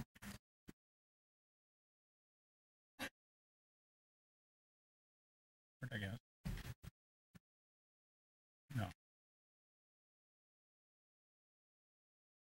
You have a copy of the thing, so it's difficult for me to determine which slide it is. Which one are you looking for, Mr. Head? Okay. General fund. Thank you. My name is Doug Head. I live at 1415 West Robinson Street in Orlando in Ms. Gordon's district. I am happy to be here today. A couple of points that I wanted to make, and they kind of reflect the teachers who were the first two people to testify. I think it's high time that you begin to look at any excess revenues that you have, and you seem to accumulate them year after year after year after year after year, and start putting them on the table prospectively as raises for teachers. Starting out the negotiating process, which you referred to as a collaborative process, without a collaborative offer, something additional for teachers at zero, and saying we're offering you zero and now you got to bargain up from zero, is just completely antithetical, I think, to the praise that you want to heap on teachers who, as the last witness testified, you can't spend that money to pay the electricity bill. So I would urge you to start thinking in terms of adding monies for teacher salaries immediately, and think about how you can do it in the budget now by allocating the excess revenues that you have planned and built into the budget into teacher compensation. The thing I wanted to point out in your slide is a trend line that I am deeply disturbed by.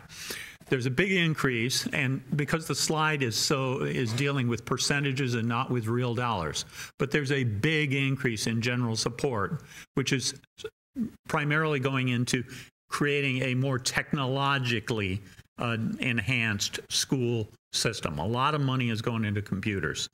But I see a corresponding decline in the last 3 years of money that is going into instruction and instructional support, i.e. teachers' salaries. Now, if our eventual trend line is going to arrive at a date that we have nothing but computers teaching kids, we've eliminated teachers, and that's the direction we seem to be going with this budget. It is deeply frustrating to me to see all of this emphasis on technology and no emphasis on teachers.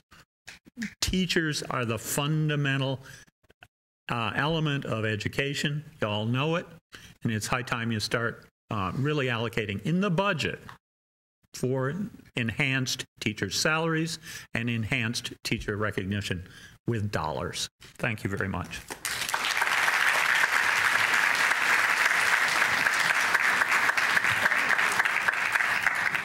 Our next speaker is David Duffy. Welcome, Mr. Duffy. Welcome and thank you. My name is David Duffy. I'm from Orlando, Florida, 5405 Baybrook Avenue, 32819. I'm a concerned citizen, a father of a kid that's going to be in Orange County probably for the next 10 years. And I'm very, got a lot of things on my mind. And first, I will say, and I hope I've done my homework correctly, but according to the Department of Education website, the budget being held in the contingency fund is 29%. Most counties are at 9 to 14%. Orange County has a required amount to set aside by the state and a required amount voted on. It's about 15% difference. I'd like to have information sometime where that may be.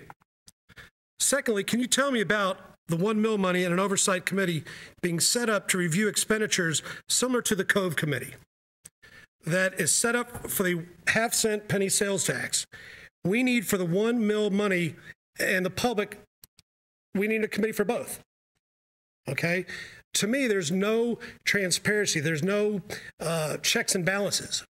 And finally, the 1 mil is on the budget, is on the ballot in November. No one seems to understand it. Okay? The public thinks the half-cent sales tax increase went to teachers. We need a campaign to educate the public, okay, to let them know about this. And again, something that will let the general public, the average Joe Blow, and the people who live on my side of town and the other side of town, what really is this all about? And that's what I thought about it until I started investigating. Okay, I thought some of this money was going to the teachers, and it just doesn't seem to it. It's going mostly to buildings.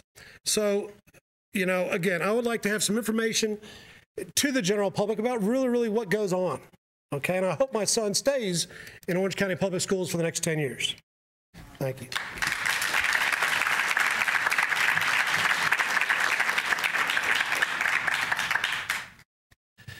Our next speaker is Joshua Katz.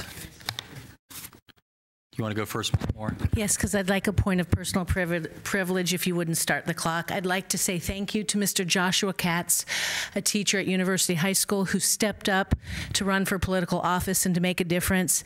And I'd just like to acknowledge him to all the teachers who have not seen him and say thank you very much for being a brave person in doing that.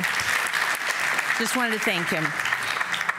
My purpose for being here is to represent 13,000 teachers in Orange County and to ask about some of the revenue sources that we have in Orange County. First, of course, we have the federal dollars that come in, and we know that that is grant money.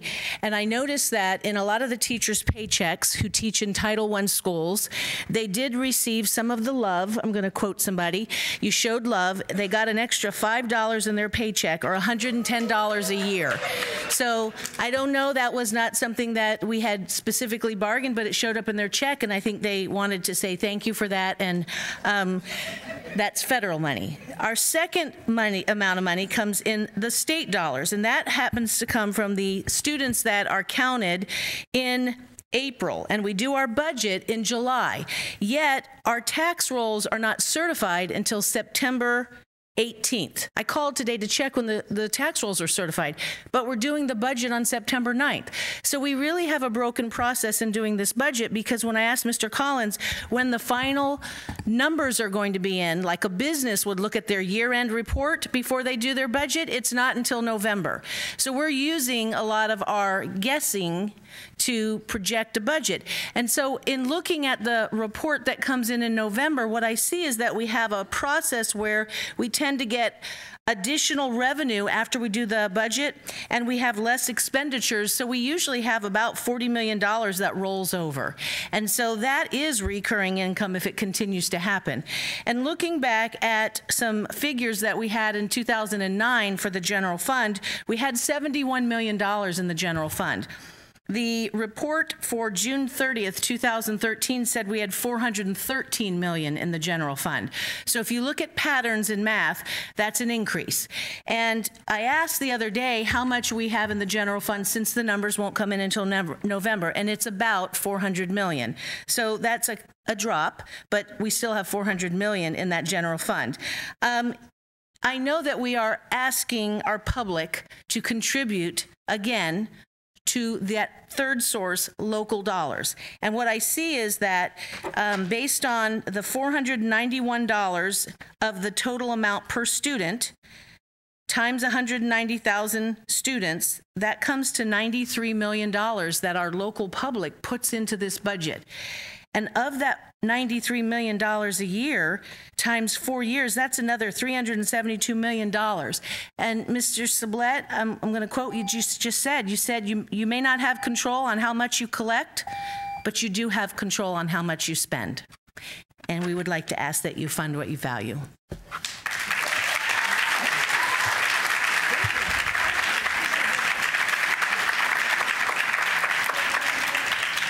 The next speaker is Joshua Katz. Mr. Katz?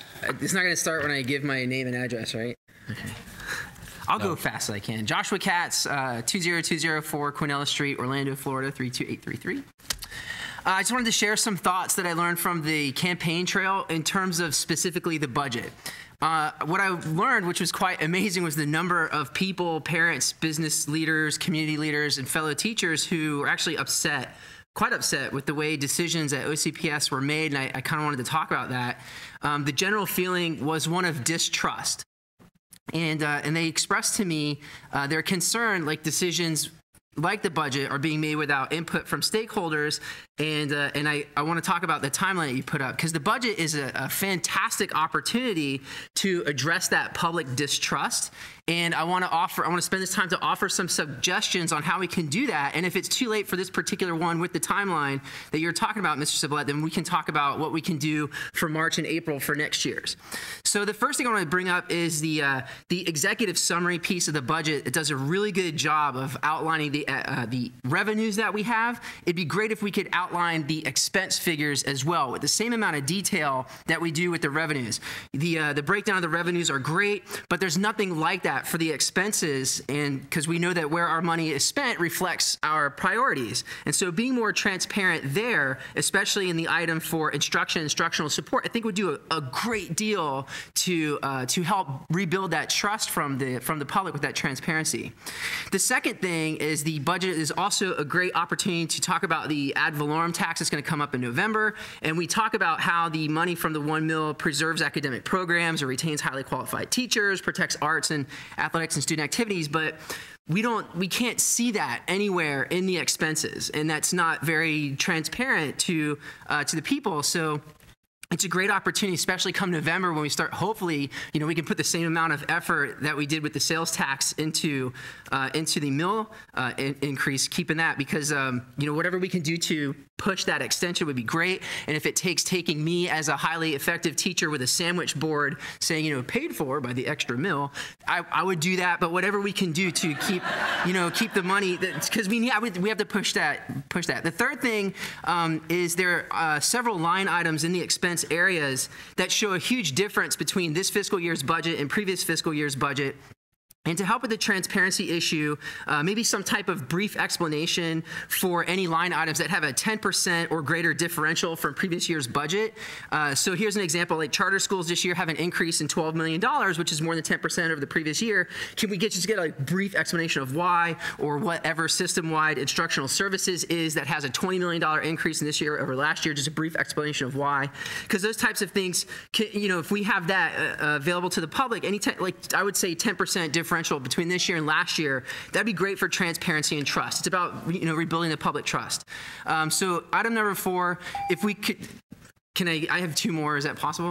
Yeah, can you wrap up in 60 seconds? I'll do it. So item number 4, disclosing where individual school budgets come from, because I think a lot of times parents and teachers want input into those individual school budgets. And if we had some kind of system where we were actually empowering parents and teachers to be a part of those local school budgets would help. And then lastly, currently this year, we have a $322 million year-end balance that's budgeted. Of that, we have over $41 million of unassigned funds that are budgeted, which would be more than enough to cover the board and superintendent priorities, as well as the mandated federal expenditures as well. So any type of disclosure for the plans of what these unassigned funds would go to, I think would just help. In general, there are steps that we can take to address what I had learned from the campaign trail about the distrust, and it would be great to see that reflected in the budget or some type of communication from the district. Thank you.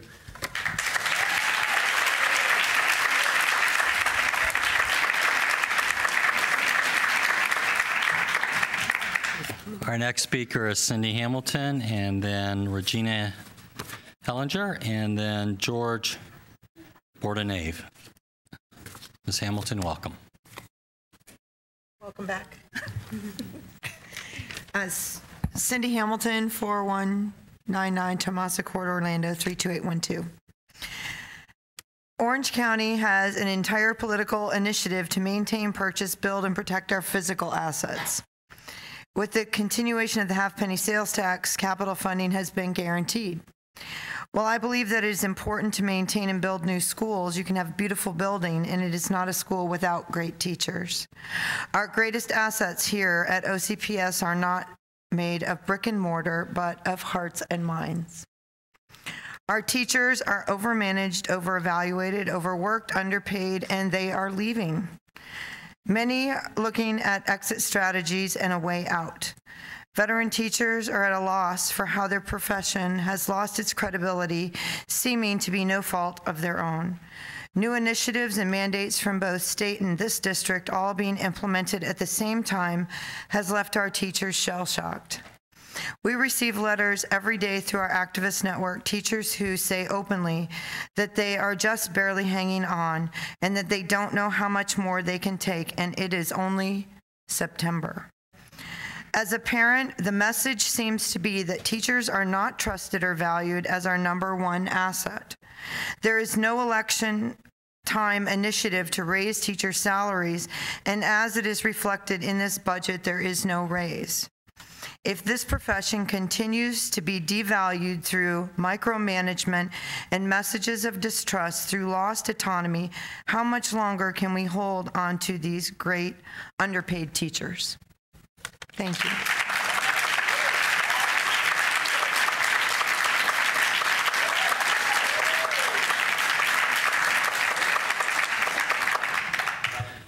Our next speaker is Regina Hellinger. Ms. Hellinger.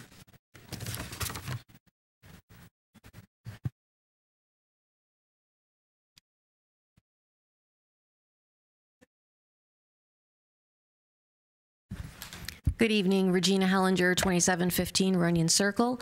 I spoke with you earlier tonight, and it's funny because there was a phrase that came up that really disturbed me a little bit, and now it's my inspiration for speaking to you now. And that phrase came up when we were talking about the challenges that our teachers are experiencing with the tremendous amount of work that's put on their shoulders. And the expression was, we need to have our teachers work smarter and not harder. And I'm telling you right now, what I'm asking of you is to work smarter and harder for our teachers. I know that the situation that we're in is not an easy one. I know that you're doing the very best that you can. You know that I'm looking to become a part of you. So the challenge that I'm giving you, I'm willing to take on myself if I'm fortunate enough to become a board member with you in a couple months. And I promise you, I am willing to work smart and hard to put our teachers first, to put them as the value that we say that they are. Our first speaker, I believe her name was Amy, she came up and she did a beautiful job of expressing her gratitude. I love gratitude. It showed, it came from her heart. And everything was beautiful that she said and was worth hearing. And then she got to the point when she said, don't tell us that we're appreciated when you're not willing to put the money behind it. And I could hear in her voice that that really came from her heart, too. Telling people that you value them without putting the money behind it is meaningless. Our teachers need fair wages, and I am challenging you to work smarter and to do it for them. Thank you.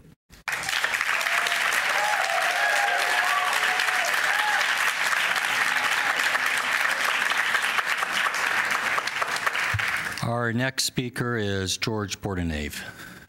Mr. Bordenave, welcome. And forgive me if I mispronounced your name. You did it right. Oh, I did. Get it right. Even a blind squirrel once in a while. Good evening. I'd like to address the board and also the audience, both those sitting here and those viewing. I am a 20-year employee of the American Federation of Teachers. I have recently been installed as the administrator for the OSPA group here in Orlando. I recently worked in Tampa with HSEF there, a support group, and I negotiated a contract for the teachers in the Virgin Islands, really bad duty. I'm not prepared to speak on your budget because I just got here yesterday. But I do negotiate contracts. I have negotiated contracts. I've got 4 decades in the labor movement, serving as a leader, as an administrator, negotiator, in all facets of labor. What I can tell you in my 20 years with the AFT, I've rarely seen appreciation not only from boards but also from voters in regards to teachers and school employees. What I'm often appalled by, and I'm not here to admonish anyone, I just hate when I hear teachers and not the school employees as well. I think it sends a bad signal, not only to all the people that work in the district, but certainly the public. What I would ask today, because you all sound very sincere, I've not had an opportunity to look at your budget, but I would ask when we go into our negotiation sessions that you could really dig deep. And I echo some of the comments of the previous speakers. You know as well as I that all of the folks that work for you deserves a decent wage. And I just ask that y'all could dig a little deep. I was impressed by Ms. Moore and Ms. Gordon and others. Just try to dig a little deep and understand really the feelings that people have here. I'm one of the people, Dr. Roach, who pay the taxes. I stay in your hotels here. I pay a lot of taxes. I bring my children here quite often. I pay a lot of, and we love Florida. I've been coming to Florida personally for 30 years, but as an AFTer for 20 years. I was with the merger with FEA and AFT and NE and all this other stuff. Listen, I have a vested interest in your community because I spend more time here than I spend home with I am on the road on my assignment 250 days a year. And I don't do it for the money. I do it for the passion that I have for your teachers, your school employees, and you all as well. You know, perhaps I can be some sort of conduit in this process to move a little further along and to dig a little deeper. Based upon what I heard from you, I love your compassion that you exhibited today. But let's try to get a little more money on the table. And I appreciate you all. Thank you very much.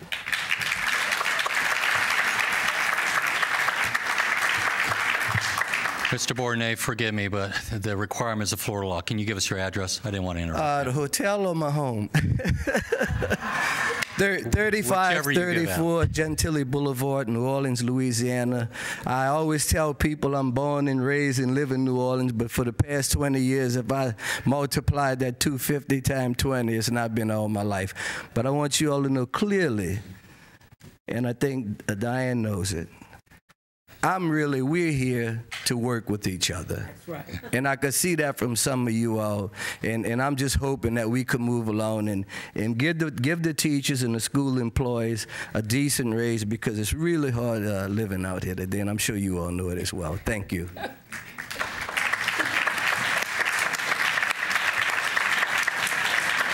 Mr. Bordenave, when Central Casting calls, I'm calling you, sir. All right, our next speaker is Mr. Louis Murgia. Mr. Murgia, welcome, sir.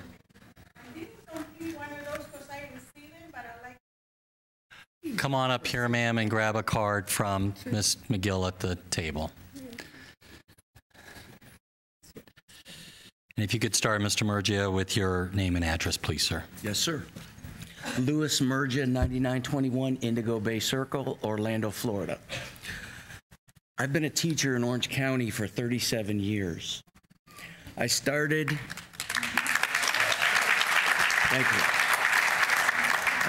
in 1979 at Cayley Elementary School under Imelda Hogue. We've had amazing people in this county, and I can tell you, I have seen many changes over the years. I'm retiring this year. I didn't want to retire, but someone started to mess with my retirement. We all know who that was. That was the state. Thankfully, Charlie Chris saved me, and I got into drop.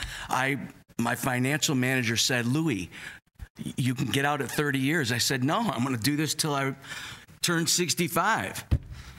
But that's not happening because that turned the tide for me. And I had to make a decision that after have given my heart and soul to the students that I teach for 37 years, this is a vocation. This is my life. Teaching is my life. I've given everything I've had. I've sacrificed.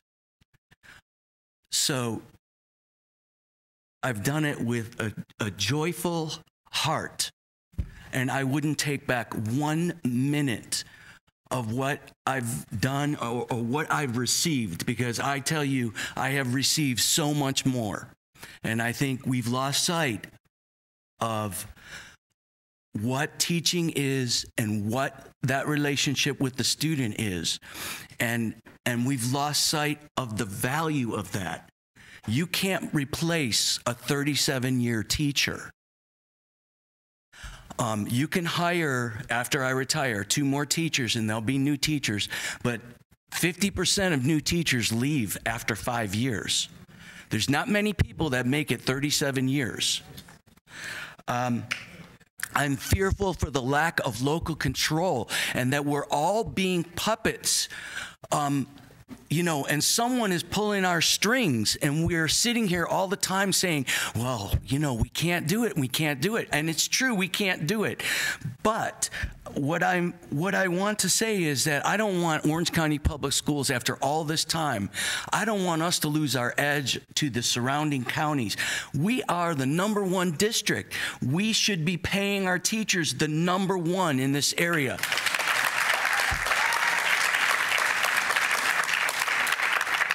So if we can do anything, if we can set a goal and say maybe we can put some more in there this year and make that goal to get us to the top where we...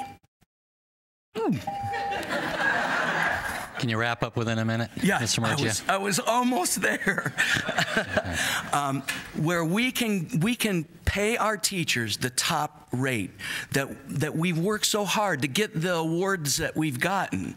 And with all the work that we're putting on everyone, the extra, and believe me, I've seen, it was simple. I used to have to fill out little boxes when I did my plans. Now I'm on a computer and I've got 7 pages of lesson plan templates, and I got to go here and put this in here.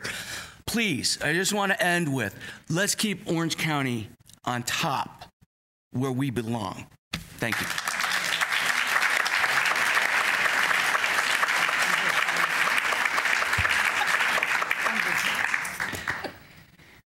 Next is, I believe it's Dr. Don Morrison. Dr. Morrison, welcome.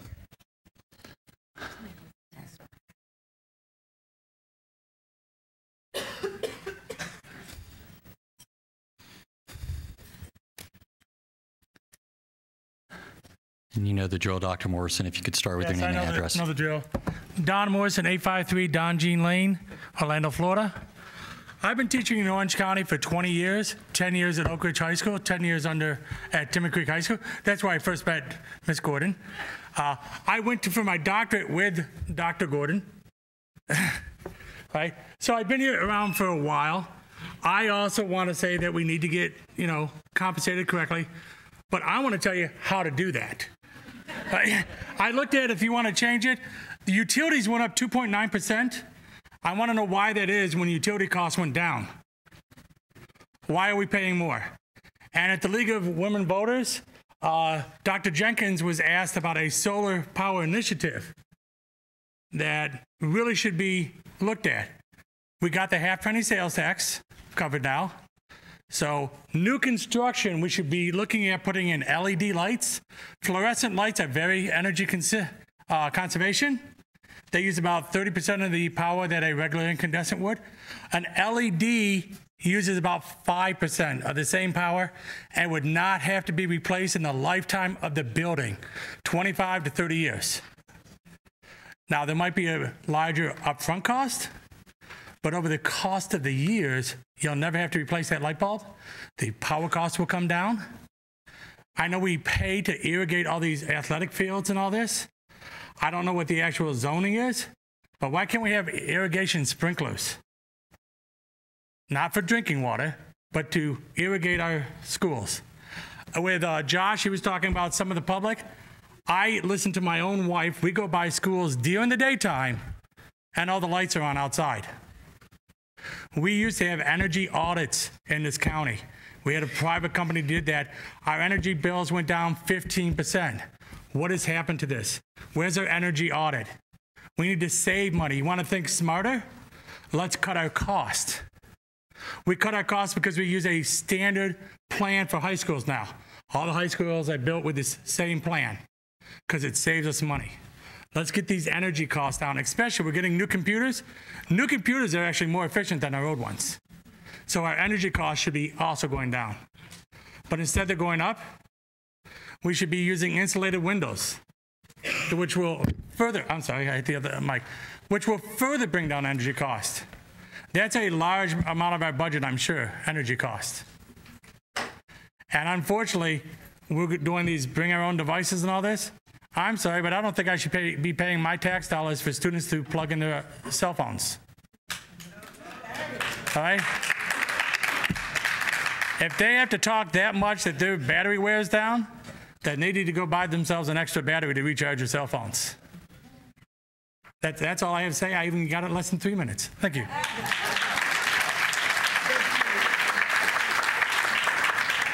Thank you, Dr. Morrison. Next, Trini Quarles. Ms. Quarles, welcome. And then after her, I have Barbara Berry. Ms. Quarles, you've spoken before, but if you could start with your name and your address, ma'am. Thank you. Trini Quiroz, 11305 Spinning Reel Circle, Orlando. I have been here on several occasions before, and I don't remember in the 20-some years that I reside in Orange County and participating in all kinds of things, especially in the redistricting, that I have ever heard teachers coming to beg as carpetbaggers for living wages, for the work that they do. I had never seen that before, and it's a shame that this board has to make these teachers and their representatives come and ventilate in public this thing. I'm for teachers. I may not be for board members, but I'm for teachers. You're spending 1,500 million of our tax dollars in this budget. 45.88% comes of us. By the way, there are a lot of retired people like me, I'm 65, who have to make ends meet to pay our taxes, our property taxes. What do we get for that?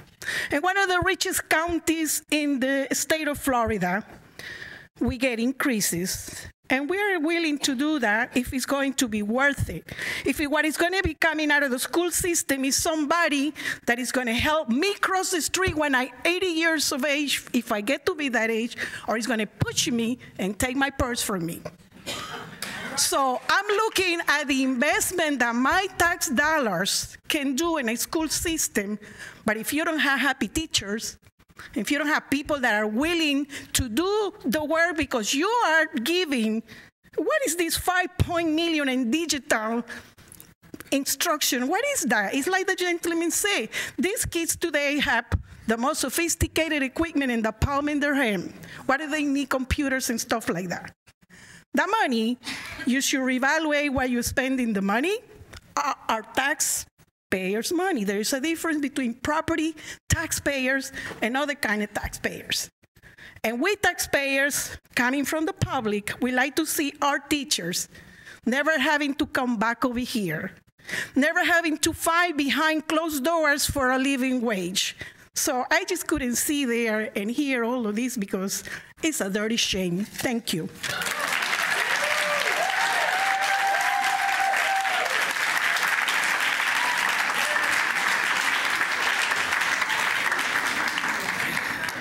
Our next speaker is Ms. Barbara Berry. Ms. Berry, welcome. You could start with your name and address, ma'am. Thank you. My name is Barbara Barry, and I live at 262 Balfour Drive, Winter Park, Florida, 32792. And I have the privilege of working at Grand Avenue Primary Learning Center in the Paramore District. And what has happened to me is something that I don't know is generally known to many people, and that is this. It is very difficult to get out of poverty when you can't make a living wage. And I'm talking specifically about our bus drivers who start at $12 an hour. I'm talking about our classroom aides who start with a 2-year college degree now, $9.98 an hour. I didn't know that people didn't know that, but as I work with parents, trying to help them get employment so they can get off food stamps, and so that they can have weekends off to be with their children and help them to read and help them to do their math, that it's difficult for me as an employee of Orange County Public Schools to recommend jobs to parents that are in desperate need of employment. As a state college graduate, I feel like it is important for me to advocate education. But if we, as a school district, are advocating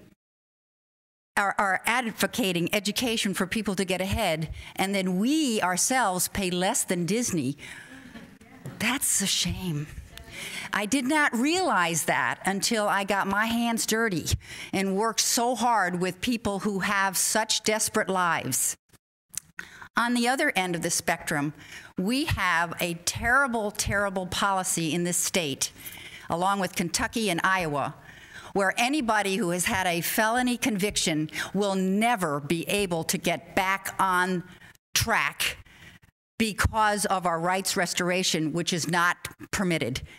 With the exception of maybe a rare 500 people got their rights restored out of over 300,000 who applied.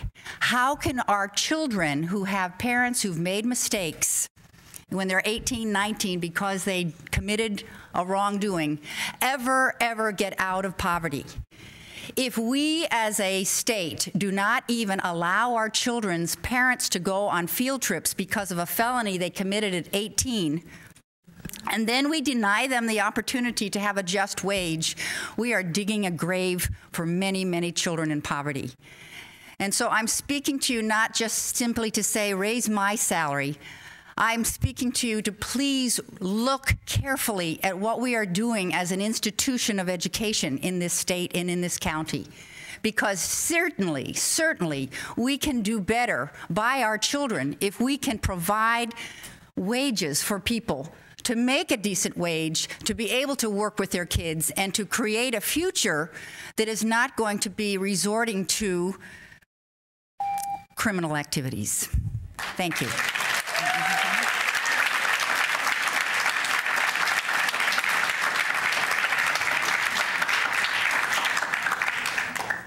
Thank you, Ms. Berry. Our next speaker is Gloria, this one I am going to mispronounce, Zarafos? Ms. Zarafos, welcome. And then after that, we have Leona Jacobson.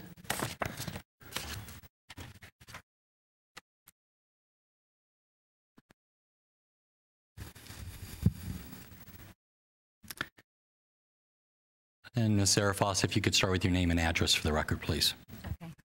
My name is Gloria Zarafos, 4319 Plaza Way, Orlando, Florida, 32826. I certainly didn't intend on speaking tonight, but I feel very compelled to at least say something. Both of my boys went through the Orange County Public School System, did extremely well. Mr. Gordon, Dr. Gordon, and Mr. Wright here both know both of my boys. Roy Jr. is going to be actually standing up in Trey's wedding this weekend. I went into teaching about 7 years ago, and this is my 8th year. The changes that I've seen are kind of scary. I came from the private sector. I saw a lot as an internal auditor. Some of these changes that are taking place are throwing up a lot of red flags in my head, and they're very concerning. I am a team leader. I've seen what it's been, these changes have been doing to the team this year in particular. You know, vested teachers, teachers that have been here for years and years, teachers that have been my mentors, they just are at their breaking point. And so when I heard that the budget didn't have any compensation in there for teachers this year, that's very concerning. When I was an internal auditor, I know that any discrepancy in a budget had to be tracked down, had to be located. And I just really think that if the budget is looked at in the right way and you really look at what the funds are being spent on, I think it's good that new schools are being built. But if you don't have the good teachers to run them and support our students, I don't think an empty building is going to do anybody any good. So I just want to, put it out there. We are working harder. We are working smarter. My husband, I've been married for 31 years, and he looks at me every night and he says, "Are you coming to bed?" And I'm up till 1 or 2 every night. People, I email them at 1 or 2 o'clock in the morning because there's things that need to still be done. And he's like, "You're not getting paid for this." I said, "I understand that. I love what I do. But if it starts to affect my paycheck, whether I love it or not, I'm not going to be able to stay. I want to stay. A lot of teachers want to stay. Minimum wage is up over $10 an hour. They're starting to close the gap. Don't let teachers, hit that level. Okay? Thank you.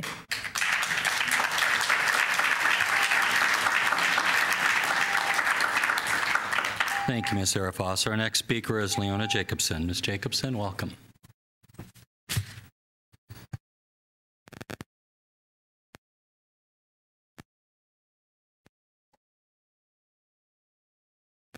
This one. Hi, I'm Leona Jacobson. I live at 20839 Nettleton Street, Orlando, 32833.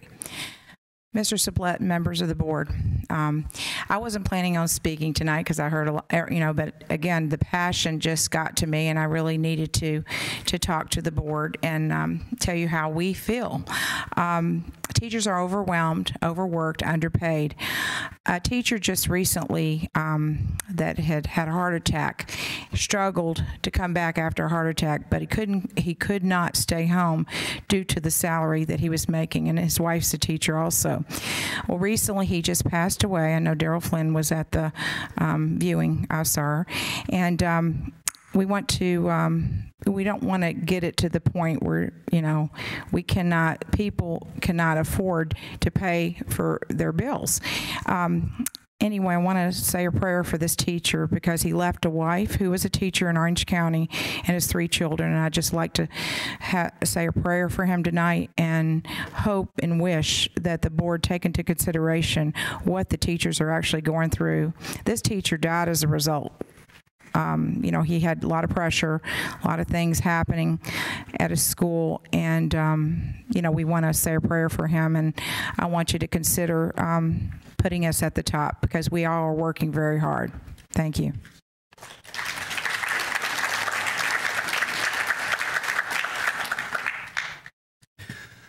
All right, well, I want to say thank you to all our speakers. That's all our speakers, board members. So I've punched my button. I'm going to say a number of things. First of all, I want to say thank you to all our teachers for what you do each and every day for our children, for my children, for our community's children. You know, you sit up here long enough and you start to get a feel for teachers, and I'm a parent myself of 3 public school teachers. Mr. Murgia, I would count myself blessed if my children had you as a teacher. Sincerely, sometimes you can listen to someone, you can realize, you can just sense that's a gifted teacher. Ms. Record, the same thing. And all the teachers who spoke tonight, gifted teachers. I'm a person who believes that, and this is sort of a trite cliche today, but I'm someone who believes that words matter and accuracy matters. So I want to say a couple things because I think some of the words said tonight, frankly, by some folks who are not involved in the process, some folks who are not educators, so I don't blame them because they don't really know what's going on in the collaborative bargaining process, but I think it's important that we set the record straight on some things. First of all, out of respect for the teachers in this room, nobody at this board tonight, not a single soul from this board table in a pre-agenda or tonight or earlier, has ever said that teachers just need to work smarter, not harder. I hate that cliche. I would never utter that. I don't think anybody at this board table hates it. I'm an attorney myself. I work a lot of hours, perhaps not as many as y'all, but I work a lot of hours. I can't stand it when fellow lawyers say to me, you just need to learn to work smarter, not harder, because I realize that sometimes there's just no substitute for putting in the hours. And no matter how smart you try to be, there's no substitute to that. But I want you all to know, because it's coming across as an insult, that nobody at this board table has said this. This a little bit, and I know many of you in this room know this, but obviously from the comments, many do not. We have silos of money in education funding. Sales tax dollars and capital dollars is a separate silo of money from operating dollars. The money that the voters have voted on for sales tax, the half-cent, the half-penny sales tax to renovate and construct our schools, cannot be used by law for teacher salaries or for operating expenses. The digital technology money is coming out of the sales tax silo of money or out of the capital side of the money. It is not coming out of the operating and the part that is, and let me clarify that. There is a small part from the pilot program that is coming out of operating. Those are non-recurring dollars. That's the other aspect of budgeting that, again, your negotiators understand, but I think bears clarification. In any government budget, there are recurring dollars and there are non-recurring dollars. Our FEFP dollars that we get from the state, which is an amalgam of sales tax collections and millage redistributed to all 67 school districts, those are recurring dollars. And those, you have every right to look at us at how we allocate them in the collaborative bargaining process, how we allocate them. We have a number of sources of one-time funds that are non-recurring. It can be grant monies. It can be monies that have come back to us for some reason. It can be monies that come to us for settlements, a whole number of sources. Those are non-recurring dollars.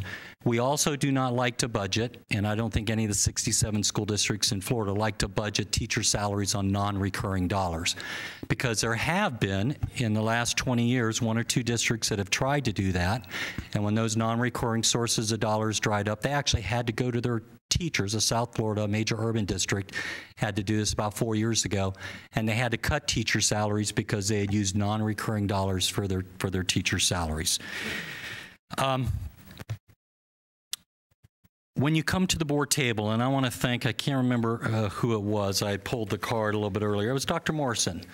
I thought it was extremely helpful, sir, to come with concrete suggestions. And I'm going to have staff get with you on some of those suggestions. Just as an FYI, our per facility energy costs have dropped dramatically over the last 4 years.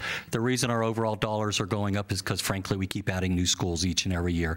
But on a per facility basis, they're coming down. That doesn't mean we can't always do better, and we can, so we'll take you up on some of those suggestions and look at them. But what I loved about Dr. Morrison's approach, and I hope he brings it to the collaborative bargaining table, and by the way, it's called collaborative bargaining by definition in the teacher contract. Okay, and it is supposed to be a collaborative process, is when it comes to teacher salaries, again, to go back to my original points, we have a finite set of dollars that we receive from the state of Florida. So if there is unhappiness with the offers that are made, we need to know where you want us to draw those additional dollars from. Now, most typically in the collaborative bargaining process, a suggestion has been made last year, which was a tough year, to draw it from reserves. We are required by state law to maintain a reserve of 3% of our operating budget, or we will be found to be in fiscal distress by the state of Florida and subject to takeover. One neighboring Central Florida district came very close to this last year. The word on the street is they may actually be taken over by the state this year because they've allowed their reserves to drop below the 3% level. So the point I'm trying to make is there are a finite amount of dollars that we can allocate, and I can assure you this board has spoken loud and clear to the superintendent and the bargaining team. Our number one priority is teacher and support personnel salaries. Not a single member of this 8-member board feels that we pay our teachers enough money. And I'm only speaking for myself, but I think I probably echo the beliefs of a lot of board members. We are particularly pained by what teachers make in the mid-range and the high end of the range, okay? Because I frankly think it's criminal that someone who's been out of school 13, 14, 15 years is now in their mid-30s, is making low 40s after 13 years as a teacher and after starting at a starting salary of about $37,500, okay, as a starting salary for our teachers. If we want to address those kind of issues, they have to be addressed through the collaborative bargaining process. Doesn't matter what my opinions are on that, so to speak. Doesn't even necessarily matter what any other board members' opinions are on that. It's got to be bargained with the union. So if we're going to do something, for example, and I'm just using this as an example, for mid-range and upper-range salaries, then we've got to collectively bargain it, and we can do that if that's the position of the union, to treat certain aspects of the profession differently than other, say, entry-level teachers. Someone told you all that there is no money built into the budget for raises this year, and that's very upsetting to me. Someone also told some folks that there is no money that was given to teachers last year, and I only heard that from non-teachers, by the way. That's even more upsetting to me. Last year, this board funded an average raise, and when I say average, it went to 92% of our effective teachers, 92% of our teachers in the district are effective, and it went to that 92% of 5.5%, which out of 67 school districts in the state of Florida, that was the second largest percentage raise in the entire state of Florida. This board bent over backwards and went to the mat and dug and scratched for every penny we could find to do those 5.5% increases, of which the average raise was $2,475. Now, we realize that the state ate into that with your increased retirement contribution, and we're very aware of that fact.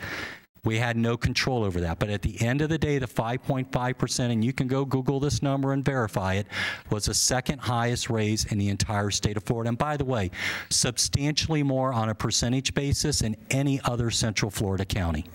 Was it enough? No. Would we like to go further? Yes. Now, I'm looking at our council here. We've been admonished to not violate collaborative bargaining, so I'm going to have to be a little cryptic about this, but we've had our first meeting. And the way collaborative bargaining works, for those teachers who believe there's no money built into this year's budget for teacher increases, it's that way each and every year. We have to adopt a budget by state law, by state mandate at this time of year. And then we collaboratively bargain our teacher increases. Last year's budget at this time did not have a teacher raise built into it. The year before, the year before, the year before, you can go back in time immemorial. At this point, the raise is not built in. And last year, we ended up at 5.5%.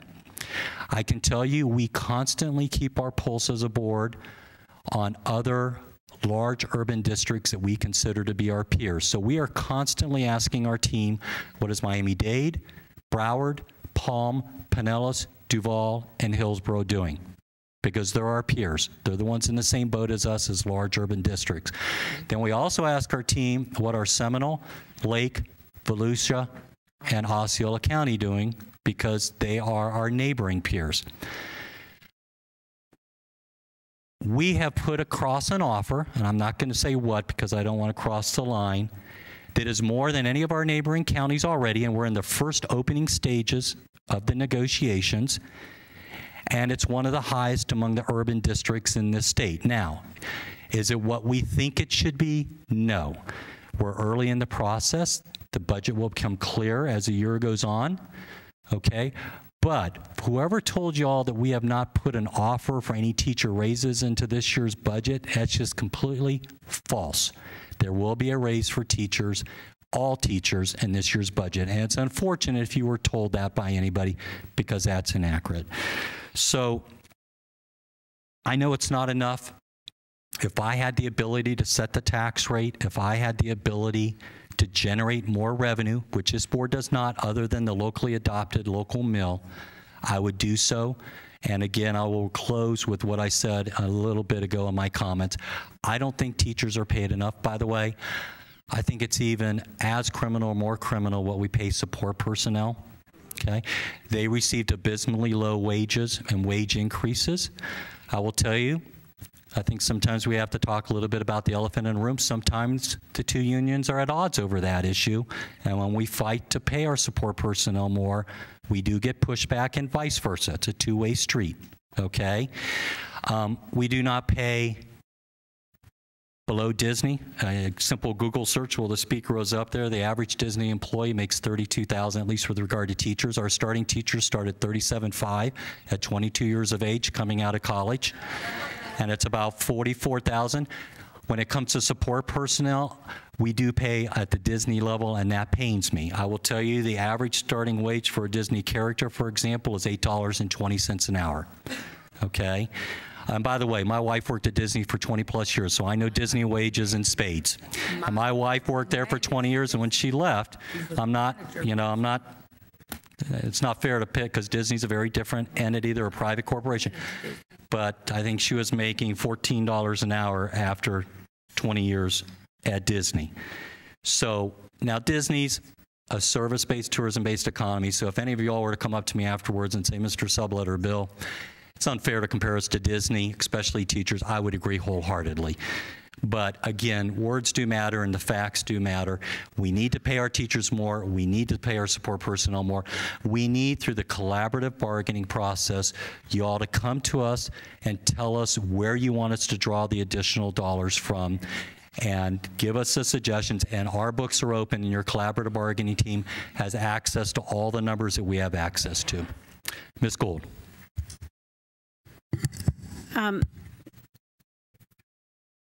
Mr. Collins, it's fortunate this slide is up. Would you, by percentage again, highlight what our salary, out of our operational budget, what percentage goes to salary? I don't have that currently on the slides, but the... Well, I mean, this helps because it's instructional, but what is our... These are totals. Yeah. These are totals in each of those categories, but what percentage goes to salary? It's somewhere in the 70, 75% range of the total expenditures for the operating budget. Okay. The salaries and benefits. So I because of some of the comments that I heard tonight, I wanted people to understand that the bulk of our budget still goes to salaries. And of course, because we have more teachers than anything else, that math follows. That being said, you know, I've now been on the board 110 years. No, it has been 1 year and 9 months, not that I'm counting, but 1 year and 9 months that I've been on the board. And one of the disheartening things when we come to budgets and some of the other discussions that we've had with our team is it doesn't always feel like a team. We're trying to row the boat the same way that you are. We come with two different perspectives on that horizon, though, on the direction that boat's going. We have a fiduciary responsibility that we have to balance against the wants and needs that we want to give everybody. Instructional staff, our support staff, the tools that we put into the classroom all have to get balanced out. But that being said, I would love to see the conversation change. I feel like we're hammers trying to hit any nail that we find, instead of being that Swiss Army knife that we kind of all work together and pull out the right tool at the right time for the right moment. And I don't know how we shift the conversation a little bit better. And I know that we as board members in workshop at this table go out and talk to teachers, and we bring that information back. We go out and talk to principals. We go out and talk to kids. We go out and talk to parents. We're going out and we're trying to do the homework, but I don't feel like we're always at the table together. And that would be my request, is that we find a new way to go at this, not only together here, but as we go to Tallahassee, trying to hit all those legislatures like their nails with the same hammer does not work. It just doesn't. We keep doing the same thing every day and expect different results. What's that the definition of? Who knows that? Exactly. So I just ask that we come together in conversation and thought, and we come together trying to understand each other's perspective, because I feel like that is lost a lot of times. And that's a hard place to come out of and really find solution. So that's my appeal. Thanks. Mr. Roach.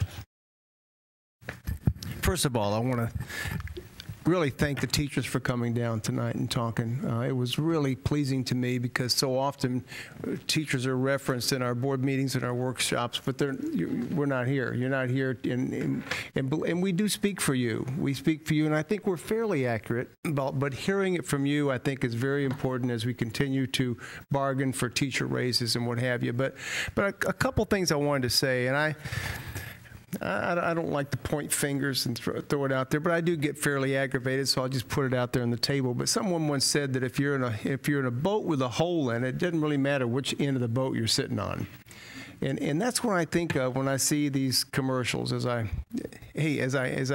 work out in the gym a few times a week, I look at the commercials on the political races that are going on and how much people have done for education. And I'm thinking, you know what? They skipped us if they did, because we're not getting any help from the state. And I think if anything Mr. Collins saw that really disturbs me is the money that used to come to the school districts, 62% of the state budget now down to 52%.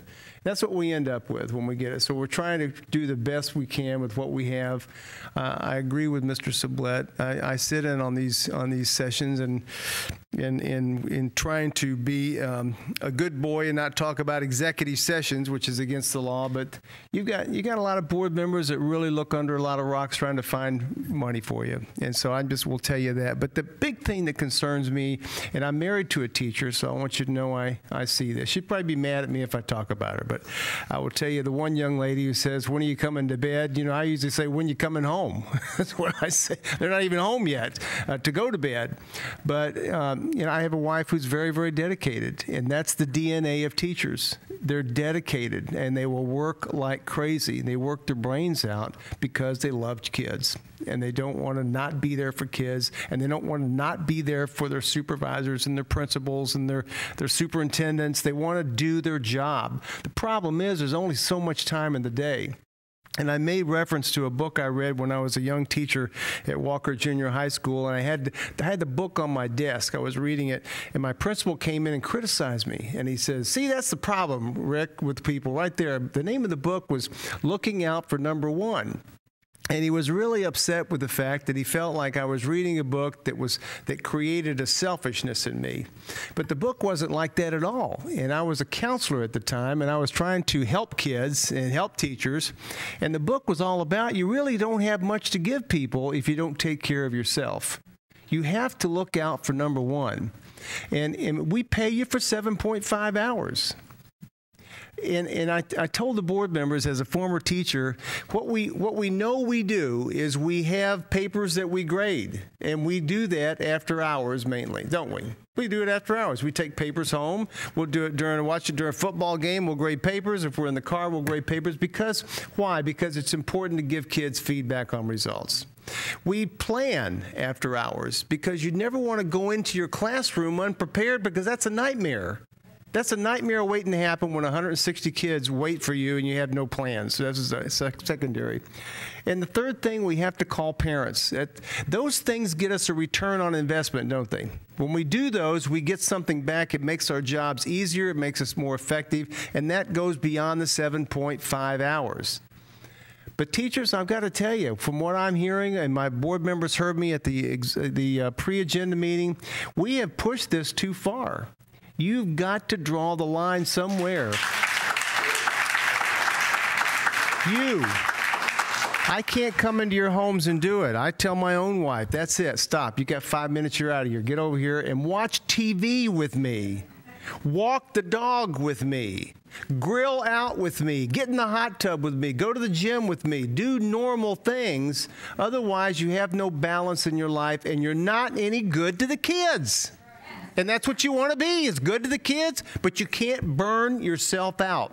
So you've got to stick together. You've got to be a common voice, and you've got to be able to tell your principals, hey, look, we love you. Where are they? Where's the ones that love their teacher? Patty over there. You love your principal. That's great. But if your principal's pushing you over the edge with the time, you've got to be able to say, I want to be here for the kids, and I cannot do it if I continue to work another 2-3 hours on these evenings. Now, I'm telling you, teachers, that's the truth. You've got to do that. Otherwise, you're no good to us. All right, so that's my message to you. Ms. Cadle. Well, and I don't know if this crosses the line or not, but the information that we had that showed the raises from 2007, that is queued up and ready to go. That sheet that shows the percentage raises since 2007.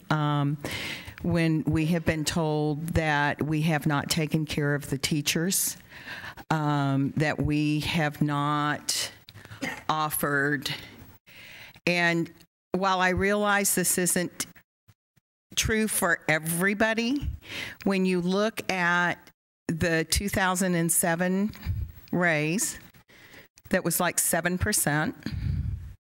It's my understanding they're queued up to do it. There it is. Okay, 6-7, 7%. 7-8, 4.02%.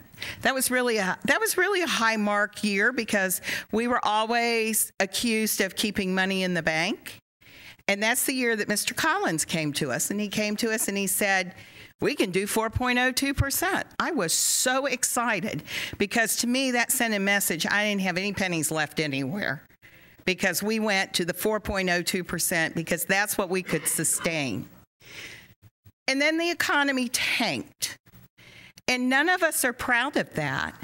But when you look from 2006 to where we are today and you total up those percentages, and they are averages, that is, I don't know how many people are paying that much more in 13, 14 than they were in 06, 07.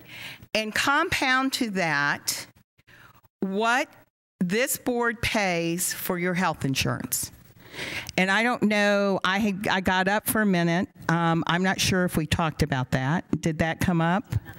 Okay, Mr. Collins, I probably need you to come up and help me. The health, well, and I bet if there's a retired teacher here, they can probably tell us how much their insurance costs them per year, because when you retire and you're not on Medicare yet, you can opt to pay your insurance. It's about $7,000 per employee. Is that correct? $7,830. Okay. Add that to your paycheck. Because in the private industry, if you're paying for your insurance, you are making more, but you're going to have to pay that premium. Now, I realize that that is only for the employee and that you do have to pay for your family. But that is money that if we did not offer you your health insurance in the bargaining process, you would have a much bigger paycheck, but you would be losing it to health insurance. And right now, in the existing contract, it says, and I think after the impasse hearing and whoever ruled last year, it went from 10% to 9%. 8%. 8%. This school board has to absorb 8% of any increase before we can pass anything on to our employees. That is very, very expensive when you look at it. And just ask a teacher who's in their young 60s or late 50s who have retired and now all of a sudden have to pay their health insurance. So, not like everyone has said, we're not proud that that's where we are, but that's the reality. And, you know, I could mismanage, and I could give you a big raise this year. But next year, I'm going to have to come and say, by the way, we can't match that this year because we have to be sustainable and we have to make sure, and Mr. Collins, I probably need you up again, because for every 1%, and just kind of give me an idea, for every 1% we raise our teaching salaries, what does that cost us in total $1 million for 1%? If you look at the entire staff base, which is what we look at, it's about $10 million. Okay. For 1%. So a 2% raise is $20 million that we have to guarantee the next year, and a 3% raise is $30 million, and on and on. There are school boards in this state who cannot meet their salaries, and they have had to go back and give pay cuts. That is the one thing I can promise you since I stepped on this board, is that I want assurance from the superintendent and the chief financial officer that whatever I offer and we settle on, I can guarantee you next year. Because if I can't guarantee it to you, then I think I'm shortchanging my fiduciary responsibility as a board member. I have heard a lot of talk about a living wage, and I'm not quite sure how you define that. And I would love at some point for someone, not tonight, to define what a living wage is. Because we have people in this community who, I agree, they don't make a living wage. But I don't think we're paying our teachers less than $10 an hour. I just find that hard to believe. I think you're making more than, I'm pretty sure you're making more than $10 an hour. So I've heard a lot about a living wage. And we heard from Barbara Berry talking about our clerical people in OSPA. We haven't even talked about OSPA tonight. And I'm not sure that your schools could run without us taking care of the people that are there to help you do your job each and every day. So Barbara, I appreciate you pointing out that teachers are very, very important, but it takes that whole family. And the one thing we learned at Palmetto when we went out there, and they went from an F to an A, I believe. And the one thing we heard over and over and over and over again, the people in the cafeteria, the janitors, every person in that school cared about those children, and they knew the children. There were the relationships. And I think that is crucial, that we have to have those relationships in all of our schools. Everyone needs to care about the children in our schools. And we get criticized here sometimes because people think we're too harsh, or we discipline too harsh, or we put children out of school too quickly. But we have a responsibility to assure the safety of each and every one of you that's in a classroom each and every day. And each and every one of our bus drivers need to be safe. And when we did the strategic plan, We demanded of the superintendent that we have a safe workplace and a safe learning environment. And we even went so far as to say on our construction sites, we want safe construction sites because we feel like we have a responsibility to you to make sure that you're safe and that you're in a place where you can feel comfortable and you feel supported. Now, I know that we've been yelled at, that we keep saying Tallahassee, Tallahassee, Tallahassee. Nobody has worked harder and beat her head up against a wall harder than I have since 2004. I went to Tallahassee and I begged them to reauthorize NCLB. I went for 5 years, and we were always waiting for the next election.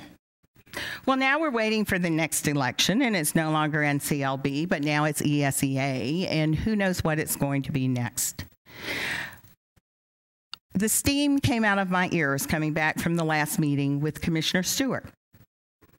And I just had a meeting with the superintendent, and I said, okay, let's talk about a broken promise. The Department of Education promised us, back when Commissioner Robinson was there, that we were going to get a communications toolbox. Then they promised us we were going to get a communications toolbox on the new state standards. Well, we're still waiting. The community doesn't understand. We're being told that we don't communicate, and we're still waiting for DOE to produce the toolkit. We're to the point now, let's just have our own toolkit because our families deserve to know, because it's not fair to you as a teacher in the classroom for families not to understand what all of this means. So I understand you guys are frustrated, and I think you can see that we're frustrated. And I wish there was a magic wand that we could wave and make this all go away. But the reality is we have to continue to make lemonade out of the lemons. And somebody who used to serve on this board, Tim Shea, used to say, I'm going to hold my nose and just vote for it because it stinks. But we have to do something. And it's almost like we're getting to that point again. Many times I think of Tim, like when he'd say, you know, it's not perfect, but it's the best we can do.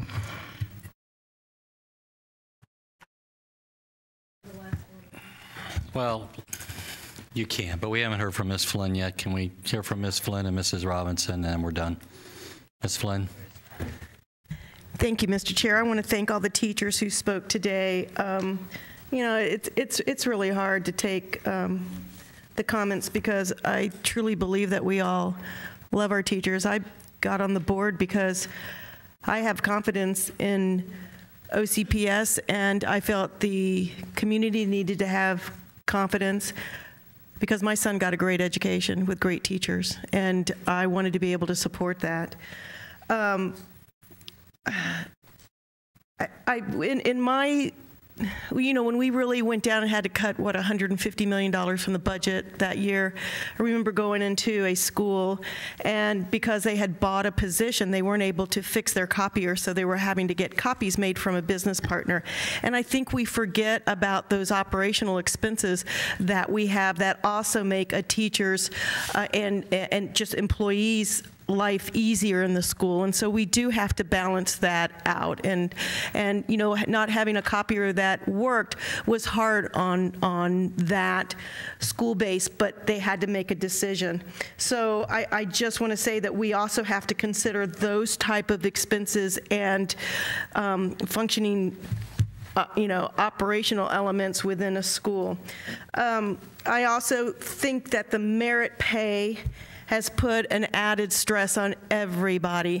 And, you know, there's the way that you calculate that. If you give an across-the-board increase, then 50% more has to go to, you know, at least 50% more has to go to the highly effectives as merit pay. So that adds another, you know, complication to the mix. I do want to say, in regard, Mr. Sublette, in regard to the comment of work smarter, not harder, the way it was presented at the podium was taken out of context, because I do remember a conversation with the superintendent, and it was in regard to implementing best practices from teachers in order to help, from a focus group of teachers, in order to help our teachers better manage some of these new requirements that were coming down the pike. So it wasn't to insult anybody, and I regret that it was taken that way, but it certainly, I believe, was taken out of context. It wasn't that they weren't working harder. It was to try to help, because I have to use that comment. I use that comment a lot for myself. I do want to work smarter, and I work hard, but I do want to work smarter at times so that I'm not, spending more time than I need to. So for the teachers who took that as offense, it was never meant that way. It was certainly in context of helping all of you work within, work with these new requirements and to be able to save you time. So I just wanted to make that point. But I thank you also for your other comments of clarifying a lot of the comments that were coming our way that I think needed that clarification. So thank you. Thank you. Mrs. Robinson. I'm not going to say much because basically it's been said. It's all been said. But I do have two comments. One, to follow up on what Mr. Sublette said about working in the collaborative process, where he said, come to the table with ideas, with solutions. That means coming to us with what programs you want to see cut to increase your raises. It's not going to be, there's something that has to go to get the raises higher. So look at everything that's out there and come to us. Give us hard facts, give us hard programs that you'd like to see cut. Or what, give us solutions like the gentleman over here did with the buildings, when your suggestions there, you have the utilities there. And then the other thing that no one has said this, but we have a big election coming up in November, and this isn't about the 1 mil. I mean, that's huge. But this is, we have a huge race for a governor. We have a huge race for state house and state senate, lots of important seats up for grabs. We have 22,000 employees here in Orange County. We need to get everyone registered to vote and encourage everyone to vote for public education issues and public education candidates. We've got to make a turn in Tallahassee. We've got a huge voting block here. Unfortunately, I don't think 22,000 people vote, and that's sad. We should all be voting, and we should all be looking at candidates that can push our public education issues. So that's the last thing I have to say. Thank you. Mr. Chairman, if you would like, I'll read the motion into the minutes if you would like. Okay, Ms. Moore's been waiting. Okay. You yield to Ms. Gordon to let her say a comment. She hasn't said anything. Right, I just, on this matter, I think Mr. Roach alluded to the executive session. One thing that I would like to say, I'm going to ask you, the new director from the New Orleans area, how do you pronounce his last name? I'll have to get his card out of her. Oh, okay, that's okay. All righty. Well, I think that from the tone that I'm hearing, I believe that we may be able to go into that collaborative type bargaining. I do want to say you really don't know who all is fighting for you. What it may look like on the outside is not what it is when you're in the inside. And I do want to stress that to you. I think with the new person coming on board, I believe that will make a difference. And I do want him to know I'm an AFT member and an NEA member and a retired member and an active member. And all of the organizations, I understand the collaborative bargaining process. This board understands the collaborative bargaining process. We, as a team, needs to understand it together. And we've just allowed it to just get totally out of whack. So I'm hoping that as our new director comes forward, is he still in the audience? He left? Oh, that's bad. You can let him know I said that. because when I was vice president and incoming president of CTA, our directors stayed when nobody else did. Basically, you have your president staying. It was pretty much mandatory.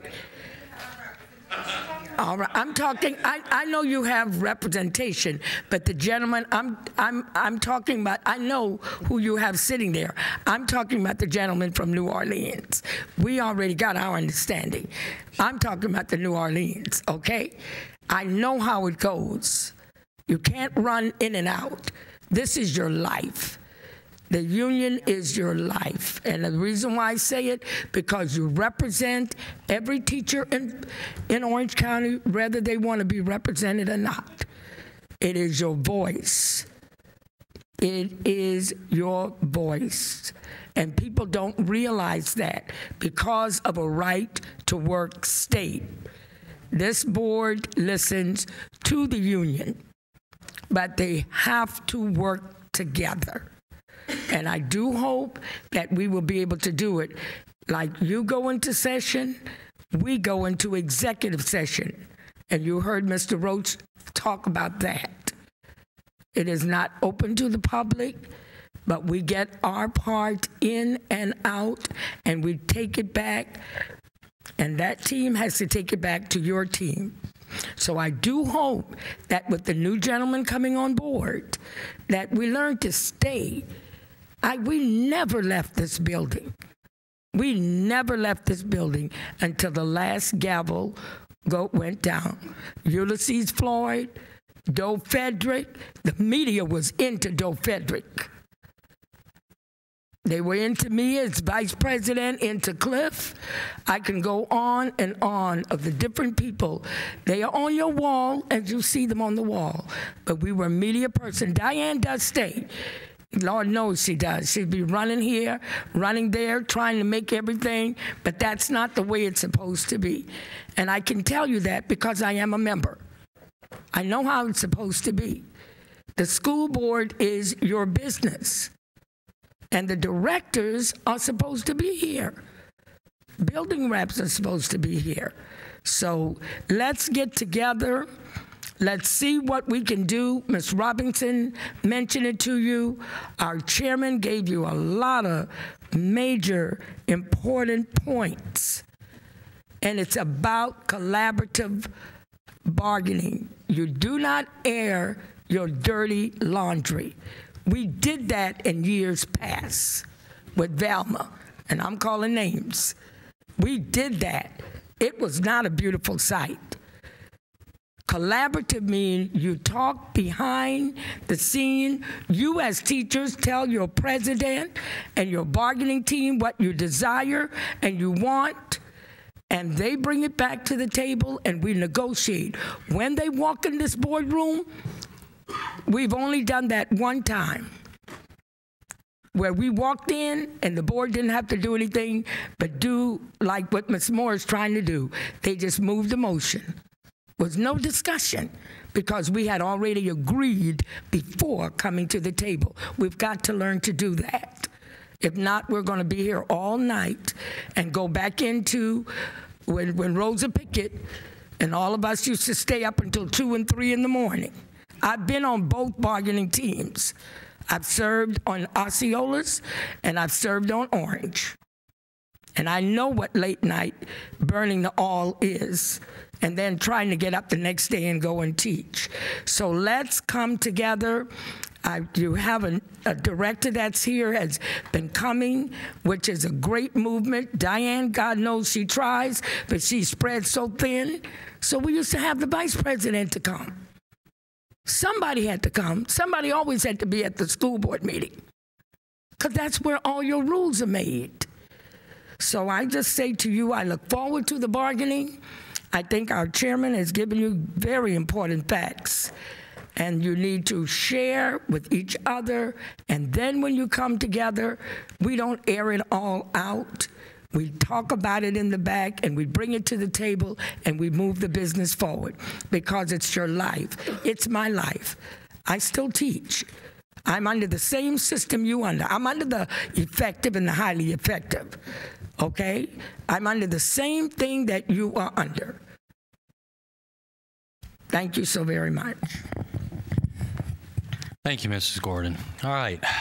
Ms. Moore, do you want to make the motion, or Ms. Cato, are you prepared to make the motion on the adoption of the budget? Okay. Whereas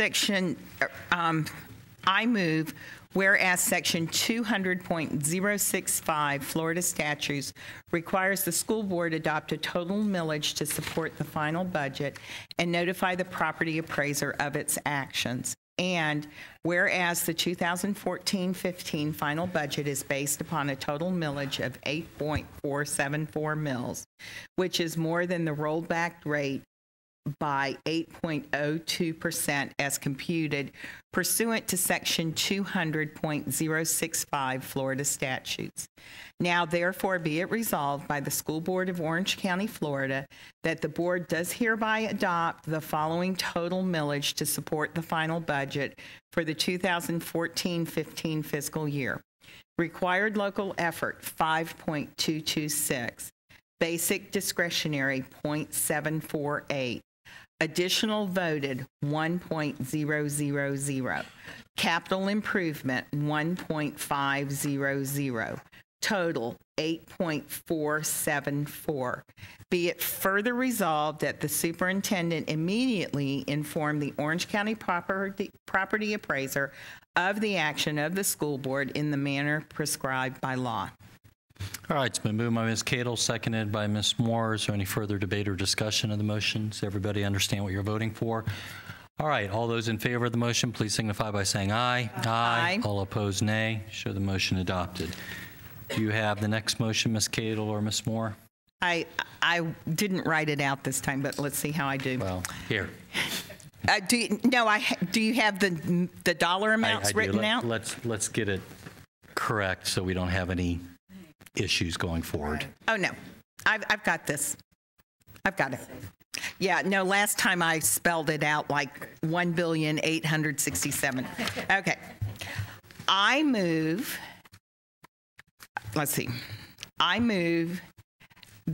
that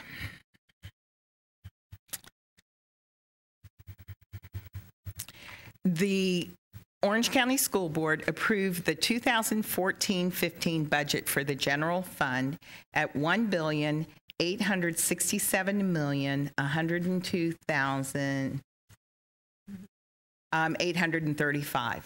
2, approve the 2014-15 budget for the special revenue fund, $110,582,149. 3, approve the 2014-15 budget for the debt service fund, $214,642,809. 4, approve the 2014-15 budget for the capital projects fund, $1,449,729,174. And approve the number 5, approve the 2014-15 budget for the internal service fund, $281,174,531. You had to read the numbers after all. Is there a second to that motion? Second. It's been seconded by Vice Chair Gordon. Is there any further debate or discussion on that motion? Everybody understand the vote? All right. All those in favor of the motion, please signify by saying aye. Aye. All opposed, nay. Show that motion adopted. All right. Let's take a 10-minute recess, guys, and we'll come back. Mr. Katz, if you'll come down here, you can have the budget book, and it'll show you all of the things you were asking for.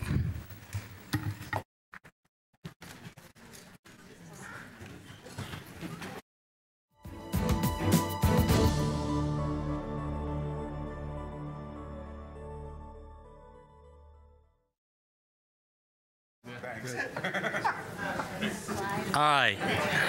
Let's go ahead and grab a seat. Get going.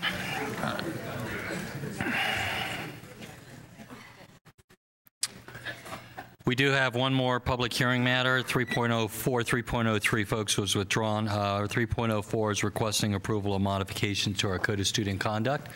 Dr. Jenkins, who will be handling this on our behalf? Staff coming forward at this point, Earl Green, members of the board, if you will recall, all of this has been communicated to parents and to schools. It is legislative action that further amended our code of student conduct. Mr. Green. All right, thank you and good evening. We'll go through this as quickly as we can. We've all seen this a couple of times. We have proposed changes to the code of conduct. These are mandates, basically, from Tallahassee after you've adopted our code of conduct back in May. The first one is HB 729, simulated weapons. It's also known as the pop-tart gun in the common language. Then we have 3 more things to be added to the code of conduct by the U.S. Department of Education: hazing, physical attack, and sexual assault. In the code of conduct, simulated weapons will be on page 15 of 41. And the phrasing is simulating a weapon, firearm, or playing or wearing clothing or accessories that depict a firearm or weapon, or expressing an opinion regarding Second Amendment rights are not grounds for disciplinary action or referral to criminal justice or juvenile justice system. Further on, simulating a firearm or weapon while playing include, but is not limited to, brandishing a partially consumed pastry or other food item to simulate a firearm or weapon, possessing a toy firearm or weapon that is 2 inches or less in overall length, possessing a toy firearm or weapon made of plastic, snapped together blocks, using a finger or hand to simulate a firearm or weapon, and using a pencil, pen, or other writing utensils to simulate a firearm or weapon. Student may be subject to disciplinary action if simulating a firearm or weapon while playing substantially disrupts student learning, causing bodily harm to another person, or placing another person in reasonable fear of bodily harm. The severity of consequences imposed upon a student, including a referral to criminal justice or juvenile justice system, must be proportionate to the severity of the infraction and consistent with school board policies for similar infractions. If a student is disciplined for such conduct, the school principal or designee must call the student's parent. Hazing, we've added hazing as a 2P, page 20. Hazing for a level 2 is any action or situation that endangers the mental or physical health or safety of a student at a school of any grade 6 through 12, excuse me, for purpose of initiation or admission into an affiliation with any school-sanctioned organization. This includes repeated acts of hazing that do not result in bodily harm or injury. We've deleted the phrase hazing from previous 2L2O. Hazing on a level 3 is a 3W now. Any action situation that endangers the mental, it continues the same, but now we have less bodily harm. There's some bodily harm done. And we've deleted the phrase hazing from 3P and 3V. There is a 4X for hazing, page 27. This one is the same definition, but in more seriously bodily injury or harm. Just to remind everyone, these levels of injury is dictated by the state. And we delete the hazing from 4V and 4W. Physical attack has taken the place of level 3 battery, an actual intentional striking of another person against his or her will, or the intentional causing of bodily harm to an individual, and it does replace 3A battery. There is a 4Y, actual intentional striking of an OCPS employee, contracted personnel, or any other adult against his or her will, resulting in bodily harm. We have a sexual assault, 4Z. Any incident includes the threat of rape, fondling, indecent liberties, child molestation, or sodomy. Both male and female students can be victims. The threat must include following 3 elements: the intent, the fear, and the capability to carry out such threat. And now I'm going to turn it back to Superintendent Jenkins for any comments. As we cleared in workshop previously and in discussion with the board, these are legislative changes already communicated to schools as well as to parents. We need to have them formally adopted by the board. Chairman. All right, thank you, Dr. Jenkins. Board members, any comments or questions? All right, let me make an announcement. Would anybody in the public, since this is a rural development, like to comment on these proposed changes to the Code of Student Conduct? All right, ma'am, if you you can testify. Well, come on up. Sure. Just usually we don't take questions from the lectern, but I'm going to have you fill out a card, ma'am, after you're done. Okay? Why don't you just state your name and address for the record and fire away with your question. I'm Wendy Wing, 2453 Bentway Court, Apopka, Florida, 32703. Welcome, Ms. Thank you. Thank you very much for listening to me. Yeah. My question is about the one with they said it was battery, hitting a school personnel. I'm under the impression that that used to be a level 4 expulsion. It's not anymore. So my question is that the correct assumption? I'm assuming we have to go and file battery charges? No, I don't believe that's correct, but if I could have you grab a seat and I'll have Mr. Green answer your question, okay? Mr. Green, can you address that? Sure. Actually, that battery now is considered physical attack. There's a level 4 battery that's mostly student against student severe injury, but physical attack, it's just a clarification. They literally did break the battery apart to clarify that more now, so it doesn't include student. Physical attack is employees. Okay, and to follow up on Ms. Wing's question, it's still a level 4 expellable offense if a student strikes a teacher. Right. So it is expulsion? Yes, ma'am. Recommendation, yeah. Recommendation. Never automatic, but recommendation. The reason I'm asking is it was presented at our school as it is not. Ooh. They're going to present it as expulsion, but they will not be expelled. So we, as employees, need to go and file with the police battery. Mr. Green. Sure. Well, why don't we do this? I'm going to have Mr. Green get with you after the meeting. I hesitate because I don't want to misstate something from up here. I know my limitations. He's the expert. I'm not. Okay, but I'm pretty confident whether it's a level 4 expellable offense or a level 3 or whatever is a separate and distinct analysis as with regard to whether criminal charges are filed. So we don't rely upon whether criminal charges are filed typically in our Code of Student Conduct enforcement. But I'll let him get with you and clarify. Okay, Ms. Wing? And if you could, make sure you fill out that card for me and turn it in before you leave, ma'am. Thank you. Thank you, Mr. Green. All right, board members, any other questions or comments? Any other member of the public like to comment? All right, I'm going to take a motion on this. Before I do, I just want to say one thing because I'm probably being overly sensitive, but I feel a little bit foolish about this whole Pop-Tart gun thing. I feel like it's a legislative overreaction to an isolated single incident in a South Florida school district. And even when you're reading it and folks out there are looking at it, I feel like it just looks silly. So I just want to say that the only reason we're adding this to our Code of Student Conduct is because a state statute was passed in response to one incident in a South Florida school district last year, and the legislature in its wisdom adopted a law to require every school district to adopt the language you just saw up there on the screen. So with that, can I have a motion to adopt the changes? All right, Mrs. Robinson has moved we approve the modifications to the 2014-15 Code of Student Conduct. Second. It's been seconded by Vice Chair Gordon. Is there any further debate or discussion on that? Seeing none, all those in favor of the motion, please signify by saying aye. Aye. All opposed, nay. Show it adopted. All right. We are now on the consent agenda. Mr. Rodriguez or Dr. Jenkins, we need to remove one item from consent. Is that correct? That is correct, Chairman. If whoever makes the motion will make that motion to approve exclusive of item 1405, that is withdrawn. It is the Oak Ridge High School Ardeman agreement. It will be brought back at a later time. Okay. So, any board members have any questions on the consent agenda? We don't have any speakers on it. Seeing none, can I have a motion to adopt the consent agenda with the exception of agenda item 1405? Been moved by Ms. Moore, seconded by Vice Chair Gordon. Is there any discussion or debate on that? Seeing none, all those in favor of adopting the consent agenda, absent item 1405, please signify by saying aye. Aye. All opposed, nay. Show the consent agenda adopted. All right. Let's do this. We're at superintendent's. I'm sorry, Mr. Rodriguez report, then superintendent's report, and then committee reports. Board members, we have no report other than you did get the memorandum in the last few weeks regarding the issue with chaplains, and that was prompted by correspondence we had received many months ago back in March or April from an outside organization, the same one that had sued you before and had lost in federal court.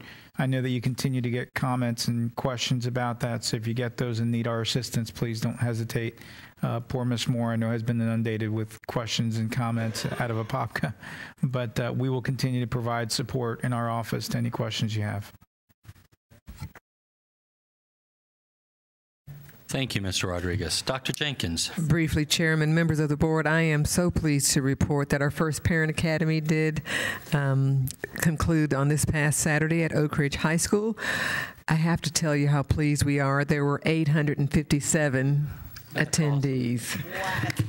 We were extremely pleased. Ms. Gordon did put out a challenge and had a huge trophy, almost as tall as her, for the most parents in attendance from District 5. But we had parents from all over the district, and we also had a wonderful partner who provided 2 laptops to be not raffled off, have a drawing for them at the end of the day. So folks were there until the end of the actual program. I believe, I want to say Millennia won with the highest attendance, but we were very pleased. We were very pleased with the actual turnout, as well as the topics. We've had so many interesting sessions for our parents, including a session on the new curriculum and the new assessment that we have in the state of Florida. And so we will continue our parent academies, but last year our overall attendance after 6 was just over 2,000. So to have 857 at the first one this year is a good sign that we'll have strong participation this year. That's it, Chairman. Kudos, Dr. Jenkins, on that turnout. That's awesome. What a success that program has been. District 5. Kudos, Mrs. Gordon, for your people turning up. What was I thinking? I'm not going to just sit here. This is something that was planned since June with graduation. District 5, and I make the challenge to every board member sitting here. We asked that every school be represented, and they brought buses, and those that did, they pretty much won. So every school pretty much was there, but it was a fight between Eccleston and, they went away sad because they came in second in attendance. And then the STO school, Cypress, what was it? Cypress Creek Elementary. I think Cypress Creek? Cypress Park, I'm sorry. Cypress came in 3rd place with attendance. So I thought that was good. Millennium had 1st. Eccleston Elementary had 2nd in attendance. And then Cypress Park, 3rd in attendance. And they did go home, like she said, with the big trophy. But the biggest thing was the parents. And with Dr. Shula and Dr. Joy Taylor and her entire staff, like Dr. Jenkins said, well, we called parents. We tried to get them there, but I'm challenging you all to do the same. Get your parents there, because Dr. Jenkins suggested do it earlier in the year, which was great, because we were looking at October, but now the parents are saying, no, I'm so glad you did it in September. Now we could go to the others. So I know one will be at Jones, and then another one will be here at the Ronald Blocker, but it's open to everybody. We don't keep anybody, but we were trying to get the schools in District 5 really acclimated. You have a lot of parent involvement in your areas, and that is one of our weak links. So to have that many parents there, it was just incredible. And I do hope, Dr. Jenkins, that they give us a complete breakdown so that the other board members will know how many came from their area, because they were there. They were from everybody's, Christine's, Mr. Roach, Darren Flynn. I mean, they were coming from all over. Pam Gould, Joey, Nancy, all of them. They came from everywhere, and they were glad that they opened it up to all. So I was very proud, because they are very happy that they did that, and they'll be back. All right. So thank you. Dr. Jenkins. Chairman, I'm sorry, I forgot one other note, and I had the flyer here just to remind me. Last evening, I was invited to come to New Covenant Baptist Church. They were having a speaker who was my pastor formerly in Charlotte, and so we certainly wanted to go. And his letter also said he wanted to, because they had formerly had a charter school that was unsuccessful, he would love to talk about how they can partner with the school system to help support our schools. And so we were pleased to hear that. What I didn't expect is that they would also present me with a check last night. They wanted to help our homeless children and give a donation, and want to continue to support homelessness in Orange County Public Schools and those students that need extra support. So for Pastor Rose and the New Covenant Church, very unexpected. It gave me a gift basket with lots of fruit in it as well. But to present a check for students who are homeless was just quite commendable. I wanted to mention that as well, so the board would be aware. Yeah, thank you, Pastor Rose, and the church. You know what would be wonderful, Dr. Jenkins, and we really ought to have all of the pastors in our faith initiative down here to recognize them at a board meeting, because that's been going on for a year, and I think it sends an important message how we welcome the faith-based community in our schools. All right. Ms. Moore, do you want to give a communications committee report? I was still in the afterglow of you suggesting they all come down. That would be music to my ears. I've spent the last 2 weeks trying to convince everyone that we haven't kicked Christianity out of our school district.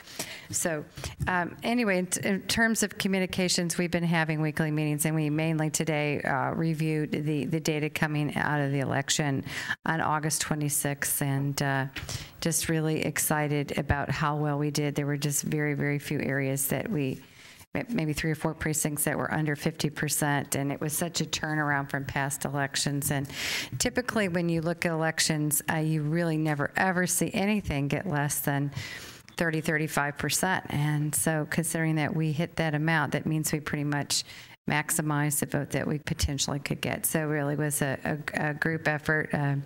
Kathy Putnam and Dylan Thomas and of course Rick Collins and the board and superintendent, everyone really did their part. Of course, most of us had to participate in terms of information only. We didn't always advocate, we just told the story. And so anyway, we'll be continuing to have bi-weekly meetings, and they will probably be right before the board meeting on Tuesdays, just to update. And we'll always let you know if it's more important, because today we had some decision points to have to make. So thank you. And I know you're going to come back later and talk about the Central Florida School Boards Coalition later. Okay, thank you. Do you want to do it now? Okay. Hey, I just want to thank you for doing all the heavy lifting for us on the millage effort and for leading our board in that. The millage. Yeah, we really appreciate it, Ms. Moore, more than you know. And I'm going to have to get Mrs. Gordon a trophy for everything, because she just reminds me that District 5 had the best voter turnout and passage rate on a sales tax. So every precinct passed.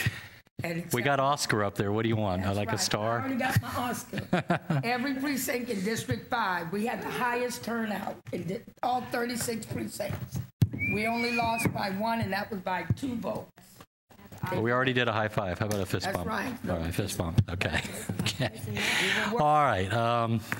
Florida School Boards Association. Okay, I put in your had Joseph. He was so sweet. He made this cute. I don't know if y'all noticed. He made this cute little from the desk of Nancy Robinson thing for me to put my meeting minutes. He's awesome. Okay, it's not cute. It was very handsome. Anyway, the Board of Directors meeting that y'all asked me to serve on for Florida School Boards Association was last Friday, and I just have a couple highlights. I've put it all on there, the minutes from the meeting on there for you to look at. But ethics training, we all have to do that again. It's a calendar year ethics training, and that's by law that they passed a couple years ago. So the one I really want to point out, I know everyone that's staying on the board realizes that, Mr. Roach, before you leave us, you do realize that this calendar year you have to have your ethics training. So if you haven't done it since last year, you and I sat next to each other in December. That was December. That was for 2013. You do. That is a law, because you've served, well, because he's served 11 months already by the time you leave. So they stated that in this meeting, and I wanted to make sure I let you know that you don't have to do it before you leave, but you have to do it by December 31st. So you could come over to Tampa that day for the 4-hour session, or it's online. You can do it online. FSBA has a thing, or Mr. Rodriguez. So anyway, I just wanted to let you know that you need to do that. Also, there's a legislative committee, FSBA. Pam, you're our representative for us from the legislative, and that's October 24th right here at the RBELC. So put that in. So I think it's an all-day deal. So make sure you have that on your calendar. Just trying to help you guys out in case you don't read the minutes. The other thing, and then I'll save the big one for last, but Florida School Boards Association. Oh, it is? You'll be out of town? So then that means the alternate? And I'm the alternate. So I'll be out of town. That's the day. Well, that's the day that we have a school break, isn't it? And that's the 24th and 20th of October. So I'll be out of town too. So, okay, we'll figure out who. We'll figure that out. And anyone in town would be a good starter. I'll be out of town, and we're hosting the meeting, so I'll get everything set up for it. And well, between now and then, we'll figure out who's going to be here, and we'll do whatever we have to at the table to give you the ability to vote. We'll figure that out. The other thing is the Florida School Boards Association president and vice president both lost their elections in August, and so they need to relinquish their seats as of their reorganization on their board once they actually get their new person. So we have to vote for a new president and vice president of Florida School Boards Association. They will be accepting applications. That information will come out hopefully via email, so you'll know if you're interested in applying for president or vice president of Florida School Boards Association. Not that any of you I think are, but I just want to let you know those openings will be coming available. So if you have good friends that you've made over the years from other counties that you think would be good, encourage them to apply if it's not something you're interested in doing. But anyway, also, the interviews will happen here in Orlando. So we are the interviews for those two, and I have been called back into action as the chairman of the nominating committee because we already did it, but we had to do it all over again. Yeah. So anyway, the big discussion of the day was Jeannie Dozier from Lee County. Of course, Lee County is the county that voted to opt out and then 5 days later reversed their decision. She came to us with a motion, and I have put a copy of that motion. They actually had it up on a screen, and I took a picture of it with my phone, and Joseph was nice enough to type it in there. But that motion's on there, and when it first went up, and the motion was put on the floor, and it says, compel the state to adopt a comprehensive opt-out policy that would allow parents to have their students to be excused without penalty from participating in statewide standardized or state-required assessment, and 2, compel the state to bring an immediate halt to the practice of using statewide standardized or state-required assessment results for any purpose other than diagnostic purposes. There was conversation. Unfortunately, someone called the question before all the conversation really took place, and that was very difficult, because there were several of us wanting to speak to the issue and just wanting, it was the kind of thing we needed to have a conversation, a real open, hard conversation about. And when they called the question, it was very difficult. So at first, it won, it passed, that motion passed. I voted no, because I didn't feel that I had had a chance to talk with my board, and I'm representing you on that, and I'm not just me. And so I voted no along with a lot of people, but it did pass on a very slim, very close vote. But someone before the meeting ended, which we were there for a long, long time, someone on the winning side of the vote brought it up for reconsideration. And after much discussion and all kinds of interesting twists and turns, it got tabled. We did vote to table the issue. It will be coming back up in the December Board of Directors meeting. So I've asked the superintendent that sometime between now and then, we could have a discussion as a board about how we feel about that situation, so that whoever represents us, because I'm probably not going to be our Board of Directors representative at that point, because at reorganization in November, someone else will probably take, it's a 2-year commitment, and I've already done 4 years. So it'll probably, and I'm pooped, someone else will probably take over. So we need to make sure as a board that we have consensus one way or the other for that new person, whoever from our board represents us. There probably will be tweaks. That motion will probably not be the motion that comes to the Board of Directors, because it also, in that table motion, it got referred to the Legislative Committee to be looked at and talked about and come back with different language. Where I tried to take the conversation, and the group wouldn't go with me, was to try and follow in the superintendent's association way, their lead in trying to encourage the state to delay implementation till we've all had time to deal with this and figure it out. And let's just all take time to take a breath. And unfortunately, the group couldn't go there. They were so stuck with this motion in front of them. So it did. The good news is it did get tabled, and it will be coming back.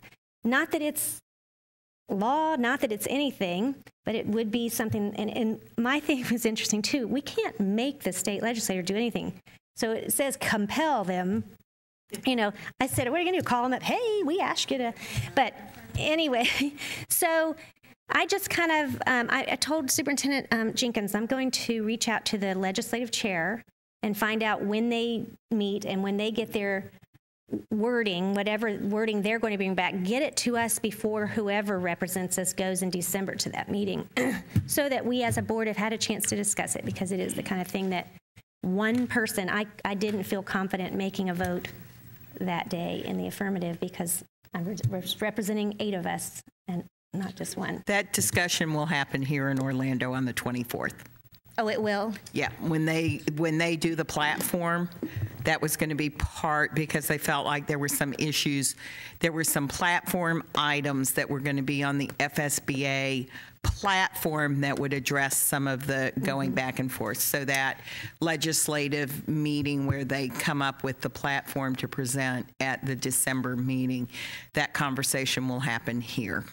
So I just wanted to bring that to you guys and tell you what happened and how it went. And thank you for allowing me to serve in this capacity. And in November, we'll probably have someone else. But thank you. Thank you for representing us the last 4 years and for seeking our input on that motion.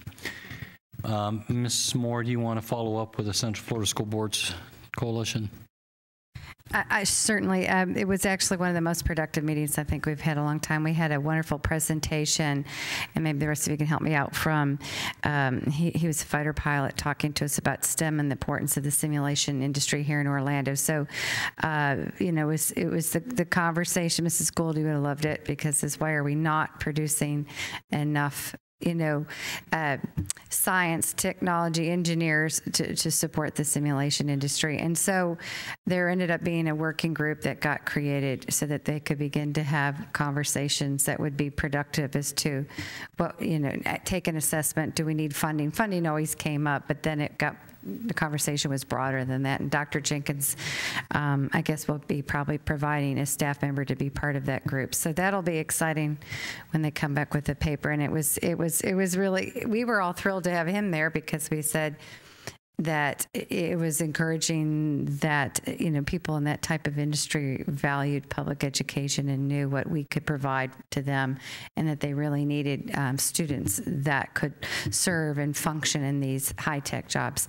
And then also, we had a conversation ensued about joining together as a coalition on the marketing side, on the pro-public school side, and we all said no. You know, Daryl was trying to volunteer us, and we're like, no, we're not volunteering until after November.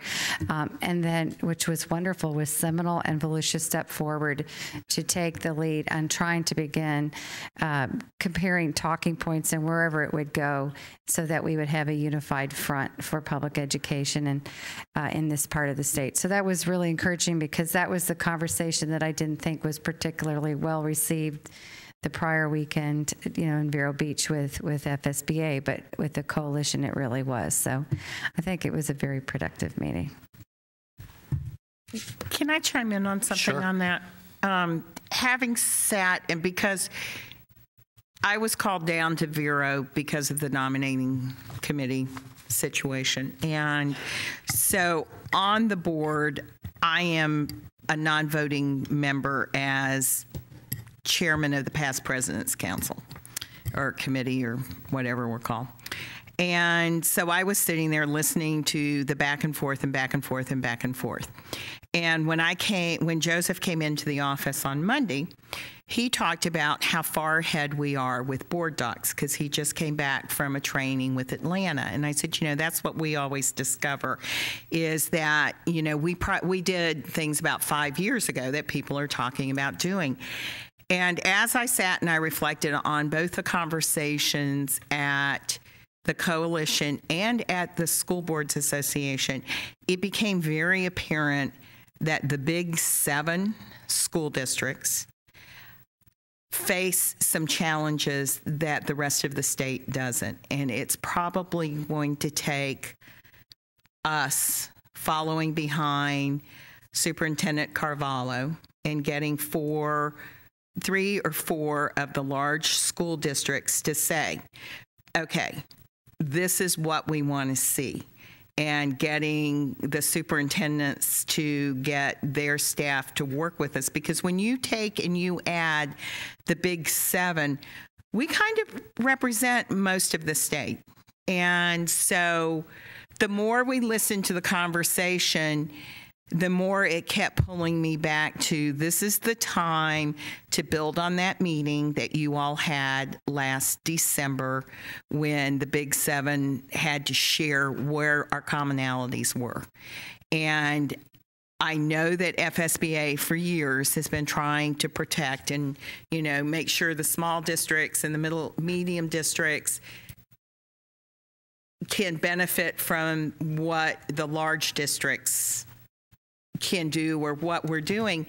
But in this situation, when we're fighting for public education and our conversations are falling on deaf ears, I think it's now time, because one of the things that got lost in the conversation, and I really was trying to not say anything during that meeting, was we in June, as the Florida School Boards Association, we agreed to come in right behind FADS and say the superintendents have taken a position that we need to slow down. And Florida School Boards Association came in right behind that instead of us being the lead, since FADS had already gone out there. We said we agree with what the superintendents are saying. And that also has been lost in the conversation. So, I just think now is the time that the Big 7 have got to collectively sit down and say, how do we change this conversation? And what should the conversation be? Because, and somebody even pointed out in the resolution we did in 2012, in the very first paragraph, it says we believe in accountability. But, and that's one of the things that's crucial is we need to talk about we believe in accountability, but then what is it? What does it look like? How does that work? So I just think that we're at one of those crossroads that, we're going to have to start thinking, how do we pull 7 together? Yeah, I agree.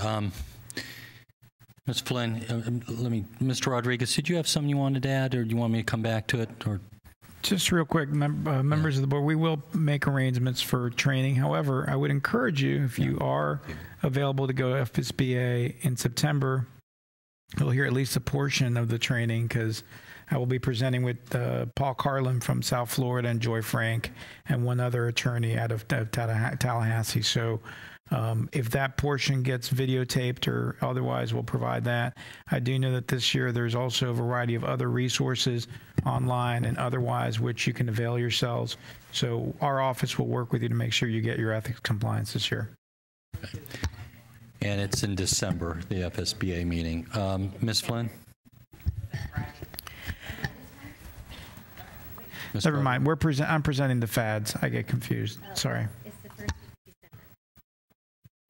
And it's that Friday morning, and it's 4 hours.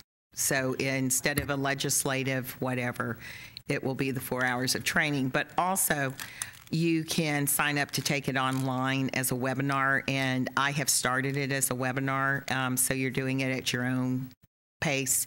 You won't have to spend the extra money to spend the night in the hotel on Thursday night. You could come home on Thursday night instead of staying in the hotel if you do it online.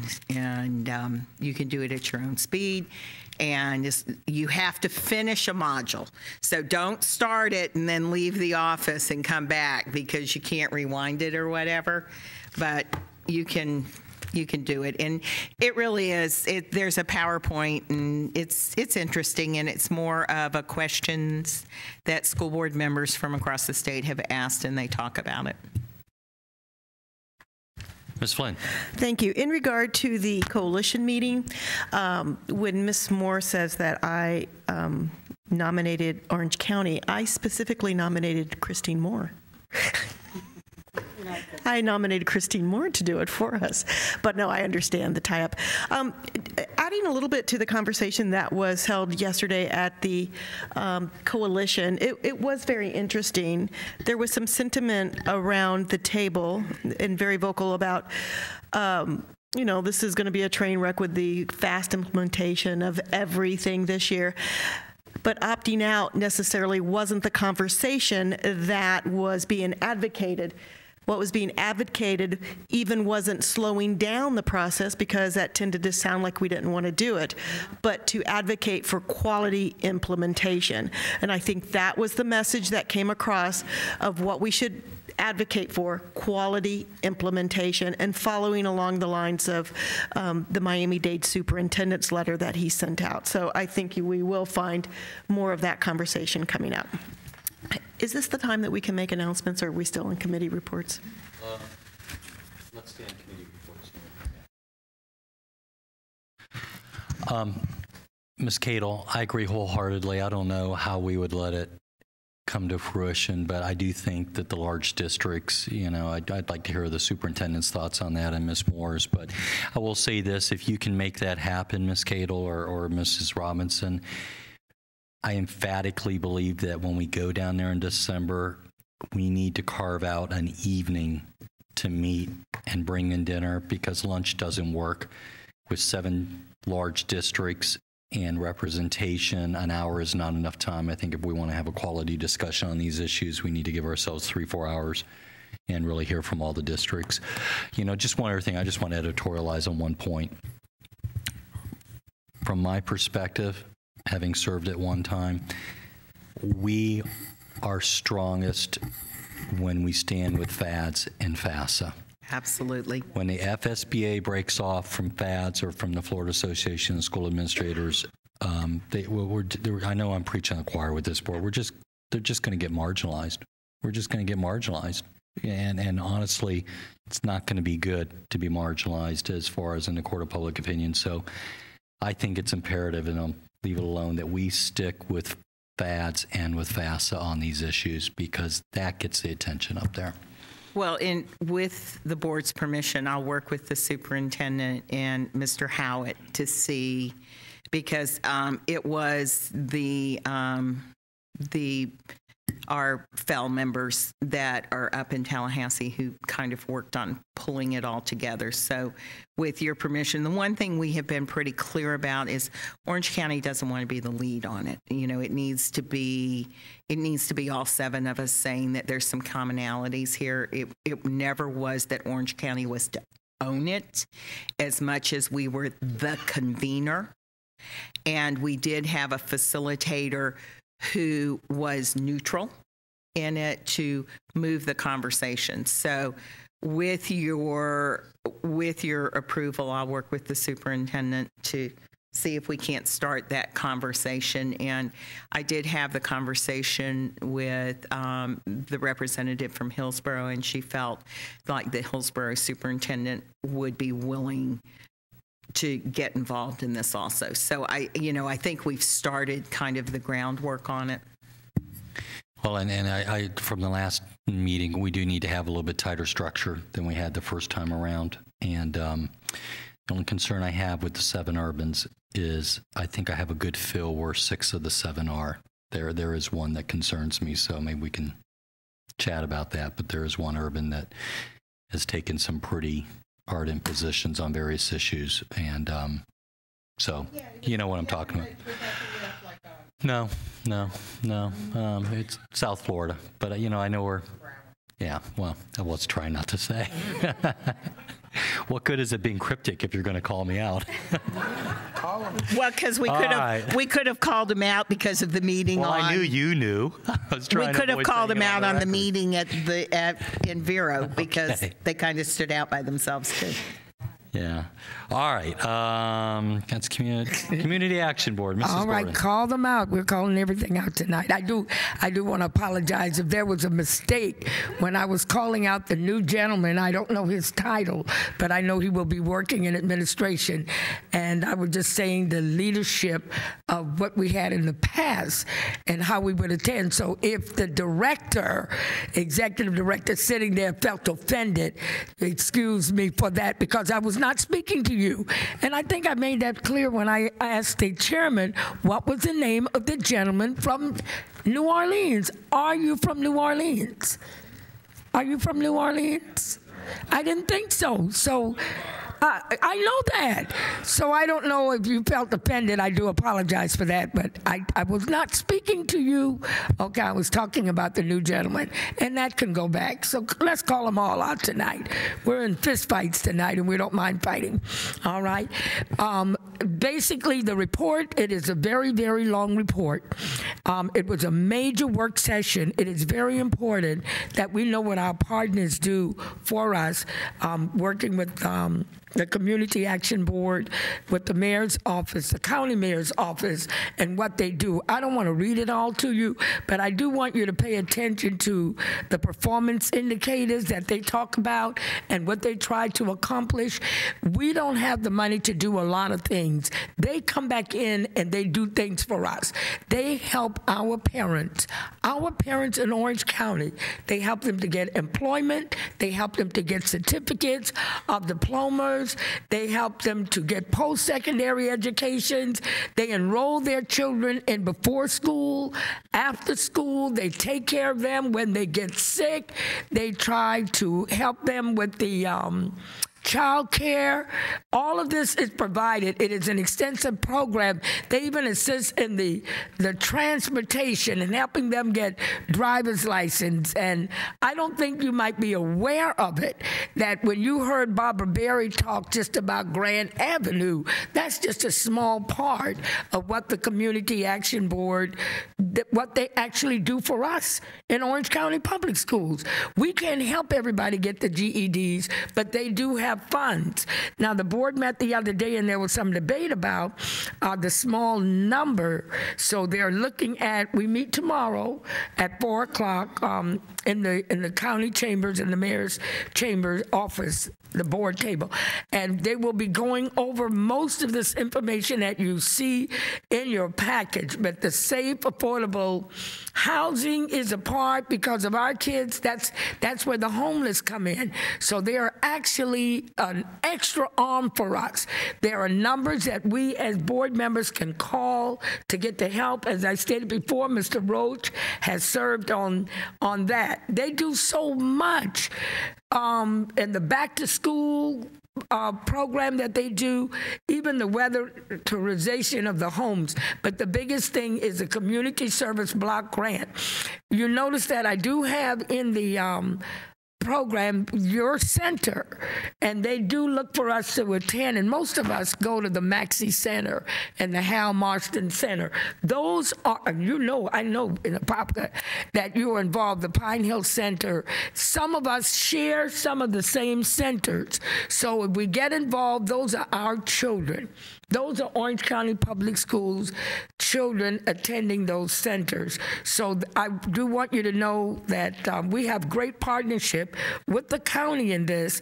And I mean, they go in depth with a whole lot of stuff that will just kind of blow your mind. So tomorrow they'll be making a decision on this particular piece that you see here.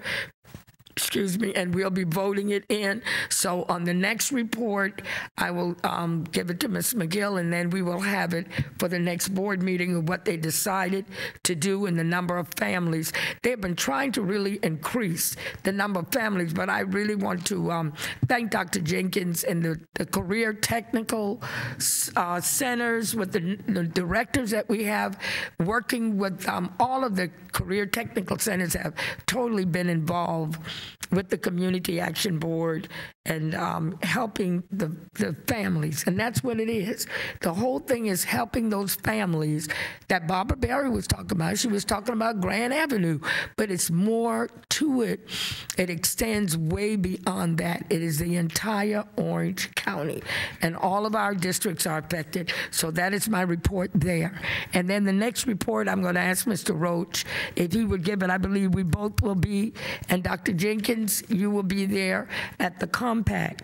So they have a golf tournament coming up, and I think that several of you will be doing that for them. So Mr. Roach and I, we both represent that committee So he'll be giving that report, and thank you so very much. And then I'll just have an announcement to make.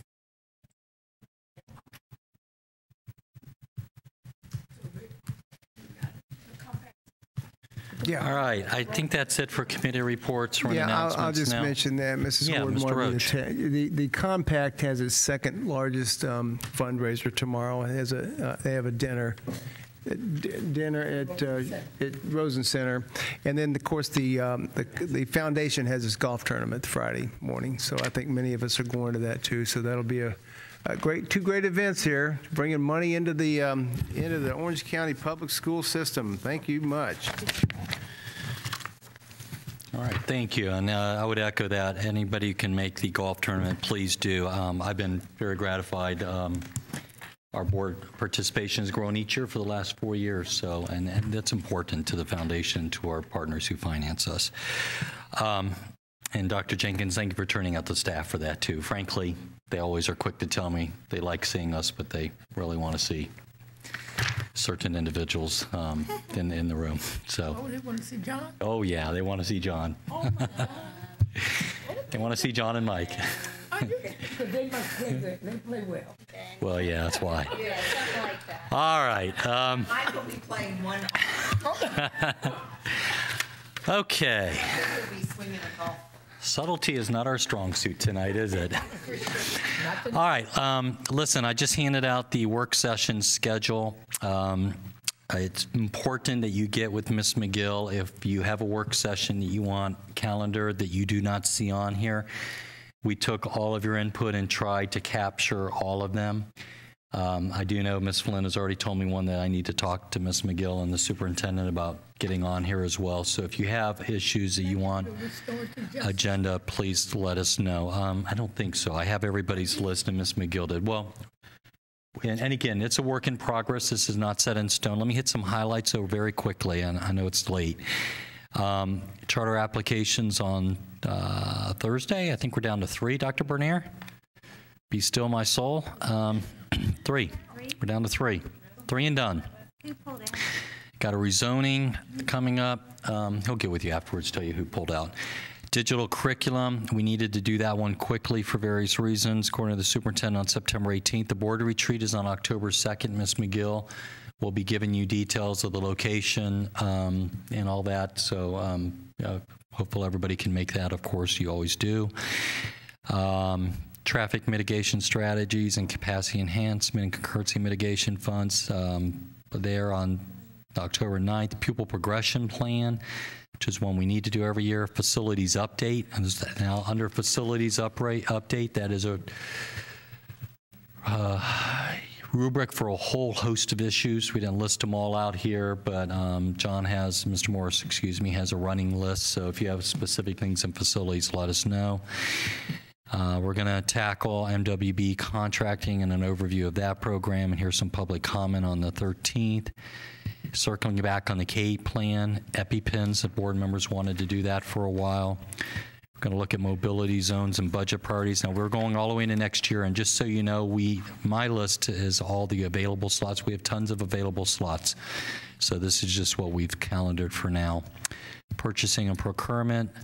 The one on March 12th, we'll play it by ear what's going on in the litigation, but at some point, we need to start working on the school siding ordinance. We'll talk more as we get closer to what the plan is there, but just in a nutshell, it's to start listening and hearing what various partners would like to see happen and getting staff working on it. PSP update, VPK, and a CT update. So that's what we have so far. If we've missed something you've asked for, please get with Ms. McGill or me and let me know, and we'll get it calendared. Any questions on the work session schedule before I move on? They did miss that restorative justice. Restorative justice? Okay, I'm sorry, Mrs. Gordon. That was a big one because that's why the lady was asking the question tonight. Okay. That was a big one. You know what, Juana? All right, well, we'll tackle that. And by the way, we're just in announcements now, general discussion. Student conduct. What's that? It's the one I'm sorry.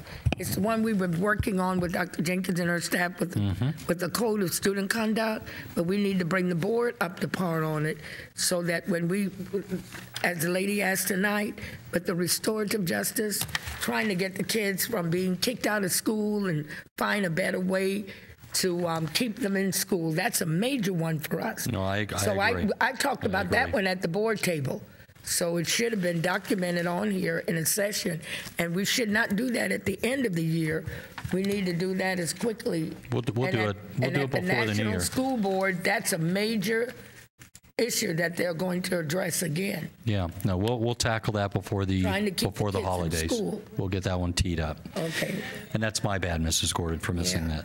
All right. Okay, hey, I don't usually do this. And you know what? This is our chance to sort of editorialize. I hope we all take advantage of it. So I'm going to, just because it has more impact at the board table. And I warned the superintendent I was going to talk about this. This was in the local sports section about 2 weeks ago. And it really, really bothered me. It really bothered me. And, you know, it was a small piece. And I know the administration is working on this, and I know there's limits to what we can do.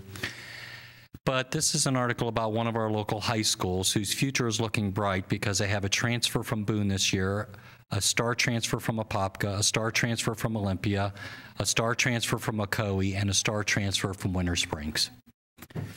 And I know there's limits to what we can do.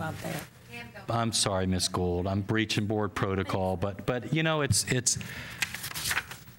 I don't know if it bothers y'all as much as it does me. But this is a team that's stocked with stars that came from other schools. So if they move into the zone, there's not a darn thing we can do about it. Right. I just hope, and I've had a conversation with the superintendent about that, we start to do some spot checks and go look at residencies. And really the reason I wanted to say this at the board table, and I think this word is going to go out already, but I frankly hope it circulates that the board chair was talking about this at the board table. I'm really hopeful that the word goes out to our athletic directors and our principals in particular and our football coaches that their jobs will be in jeopardy if they are found to be recruiting. Because I take it that seriously. That's probably, it sounds like a little bit of overkill with y'all.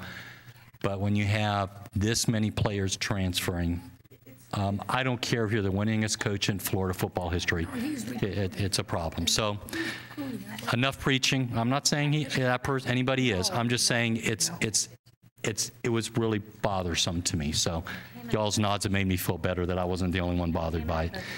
Ms. Flynn? What I have to say isn't about this. So but please, yeah, come back to me. Ms. Gould? I have something else too, but I do want to comment on this. You know, I know what happened. I know the perception of what happens at Dr. Phillips. I know that. I knew that coming into the office. Well, it's in the article. I mean, it's there. It's fine. But you know, in investigating it with parents and some folks who make these decisions, some actually moving to go there. And I don't know how we help. I don't know how we help with this though. But the perception is that their child has a better chance. Yes, that's what they're saying. Of that college scholarship. And I know nothing about sports, so here's where I'm just going to talk, and you tell me if I'm saying the right things. But if they want their child to get into that. What's the level called? Division I. Thank you. You're welcome. This is how bad I am on sports. Thank you. Thank you. I'm the only person in America that doesn't watch football on Sunday, okay? But to get into that Division I, they feel like if they don't go or get their child into Dr. Phillips, they can't do it. I don't know that that's a reality, because I've heard of other people going. So I think we have to hit that myth head on. It's not, yes, there's one side of the punitive on the coaches, but the other side is really educating parents that they can still, they're not depriving their child of an opportunity. Because any parent who thinks they're depriving a child of an opportunity is going to do everything that they can to give that child that they believe is the next superstar, you know, out there to do that. I mean, any of us would do that for our children. So we have to kind of hit it at both ends, I think. That's my only comment on that. Mrs. Robinson? This has been an issue for a long time, but doesn't FHSAA have rules about students when they move? Aren't they ineligible for a certain amount of time? I don't know. Isn't there? Am I crazy? Somebody that knows. They just changed it and made it looser?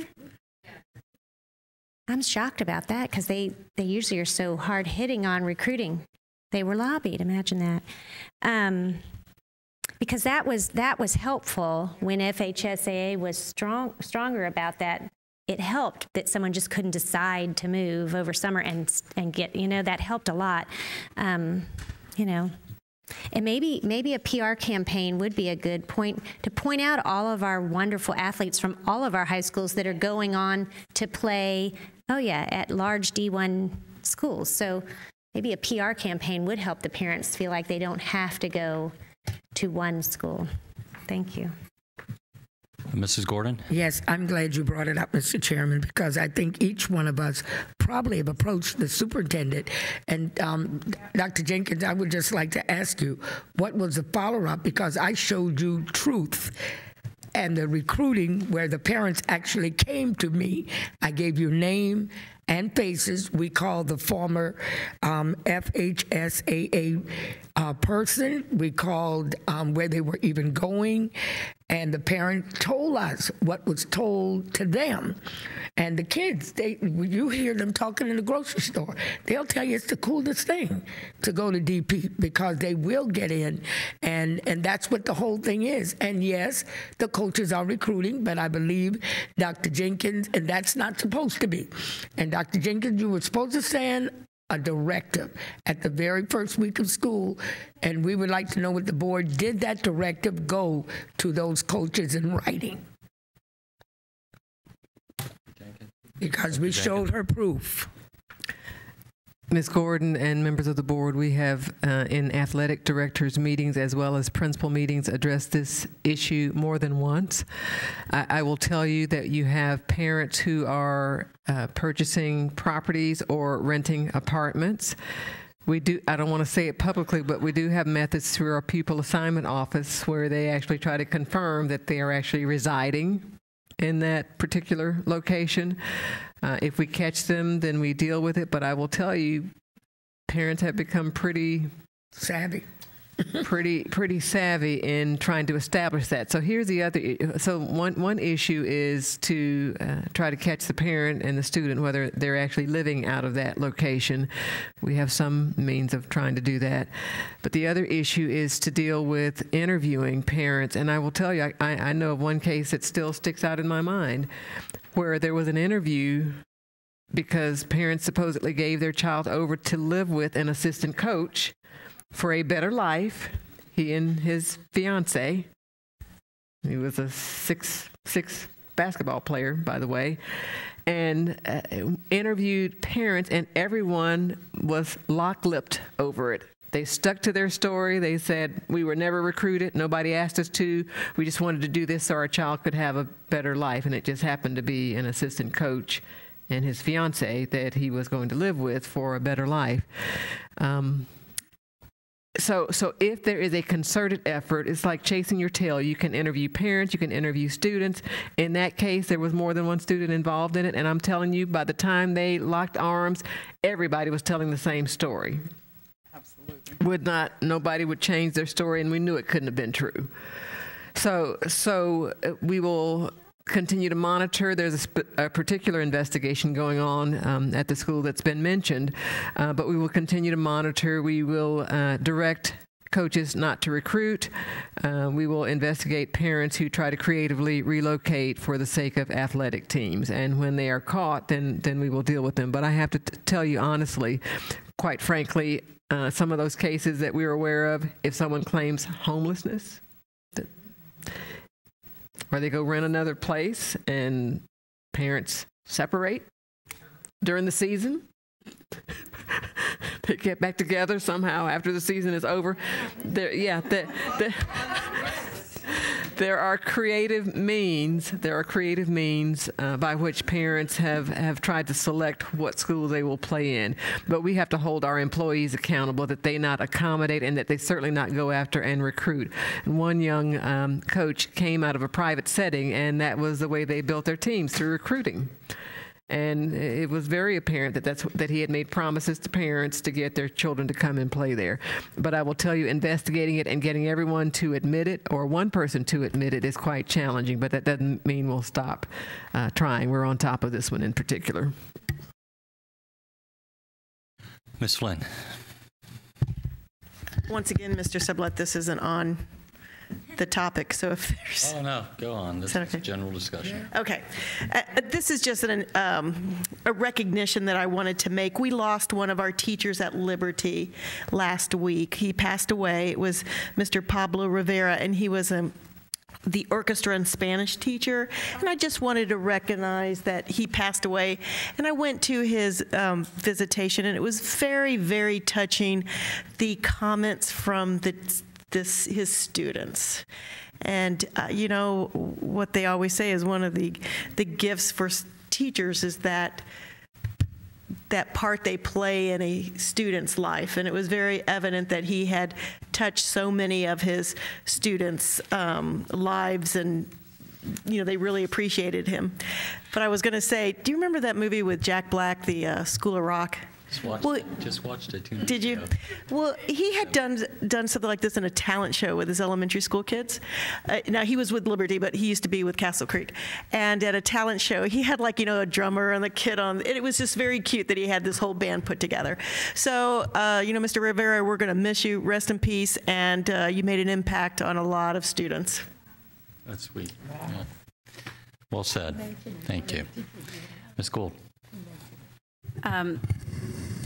Earlier today, Mrs. Robinson and I attended the Microsoft Take Stock in Children, and congratulations to Dr. Jara. He did a great job on the panel today. Thank you very much for representing us well.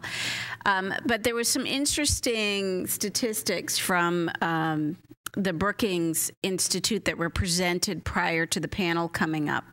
And one of the things was the education gap. And I have been working on the results of the recent career source jobs gap.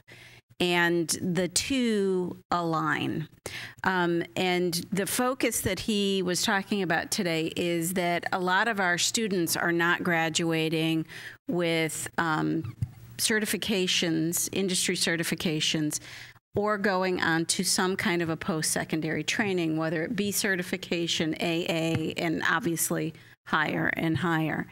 And that does track a great deal, especially when he defined STEM. And there was a lot of talk about STEM. Obviously, it was technology-driven today with Microsoft. But in defining STEM, he wasn't just talking about the traditional engineers, but he was talking about biologists and nurses and LPNs, not just RNs, software programmers, computer machine programmers, plumbers, and mechanics, who all have STEM as part of their application in their careers now. And so it just reinforces a lot of the conversation that we have been having here at this table, that we need to be pushing more certification ability, whether they go on to higher and higher levels of education or not. We've got to be preparing our kids for career readiness the day they walk out of high school. And I will once again make my plea that one of those things is Microsoft Office certification for every single child by the time they graduate. And I think calendaring and scheduling should start in elementary school with planners that are somewhat digital. Because my kids are having to go from that paper system, and they use technology constantly, but they do not use their calendars to maximize their time management, because they have been taught to write a calendar in a paper document that they then leave on their desk that they don't have with them when they're planning their life. So, you know, we've got to get those incongruities out of the way, and and balance them out. But Dr. Jara has the Brookings, and he passed it on to me. If you'll pass it on to the rest of the board members, I think that's important. There is an education, I think it's a lunch we're doing. I'll look up the date and get it to you with the West Orange Chamber, and Dr. Jenkins is going to be on the panel, but it's talking about the skills gap, and it's going to take the results from the recent analysis that CareerSource did with the universities, and then talk about how education fits in that. So it really all ties together really nicely, and if you can make that, I think it'll be an interesting conversation, because we'll have Dr. Snaith there from an economic standpoint, but also the universities and Valencia represented, as well as OCPS. So just wanted to share that. Thank you, Ms. Cole. That's awesome. Mrs. Gordon. I think, is this announcement? Yeah. Okay. I was invited to the Hope Church, which is on the corner of John Young. And you know that they have one of the charter schools, which is Pinecrest Charter. And they invited all of the schools in their area, which was kind of unusual. And I was kind of shocked, because they presented them with 5 to 10 boxes of school supplies. So they invited Jones High School and had the principal there, the Washington Shores Elementary, and a representative was there. Orange Center Elementary was there. Head Start within our community was there. The Napboard School was there. The Carver Middle School was there. Then the principal from the Pinecrest School was there. Frontline Outreach that you're working with was there. And then another school that I wasn't very familiar with, but they were raising and teaching children. But there were over 9, and the boxes were piled from the floor almost up to the ceiling. And they made mention that the students go and they get supplies, but nothing is in, the bags are empty, but that's not true.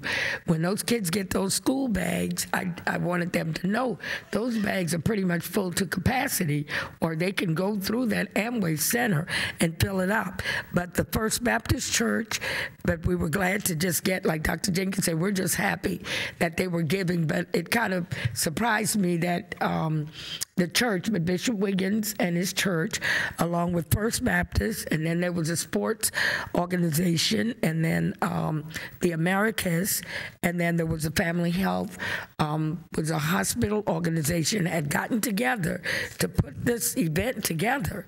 And all of those principals, I just kind of felt, I don't know, I didn't feel too comfortable, I'm going to be honest with you, because I didn't know we were invited there to pick up school supplies for our kids. But and I guess they wanted me to see it as a school board member for that area, but I was very happy about it, that over 10 schools within that area received school supplies from the Hope Church. So maybe we can send them a thank you, Dr. Jenkins, from the board, and with the chairman, thanking them for what they did for all of those schools in our districts. So I just hope they're not trying to recruit, and I did make that aware to the pastor that we are in competition, but we do want the children to get educated, and that we do believe in choice. So I thought that was a very nice thing for them to do, but it was very shocking and surprising, to see our principals standing up there, receiving boxes and boxes and boxes of supplies.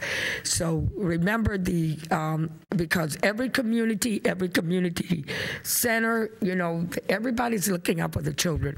So I'm just going to put it in the words of Dr. Jenkins. She always said, if they have a gift to give us, we'll accept it.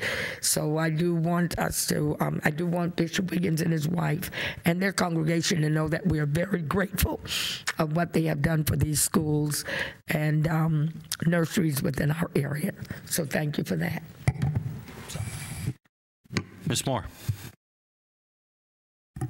Since communications, we've been talking mostly about the referendums. I just wanted to give you feedback on 2 little things that went well in my area. I had a church group sewed a quilt for one of the new schools to go up and help decorate, and they had it up in the church and prayed over it, and I brought it over to the school, and they're going to get it hung up. So it was just a neat way to get some community support. And I wanted to report back to you about the Chamber of Commerce coming to Phyllis Wheatley for lunch. At the end of it, they wanted to know what they were all trying to decide which school they were going to next year.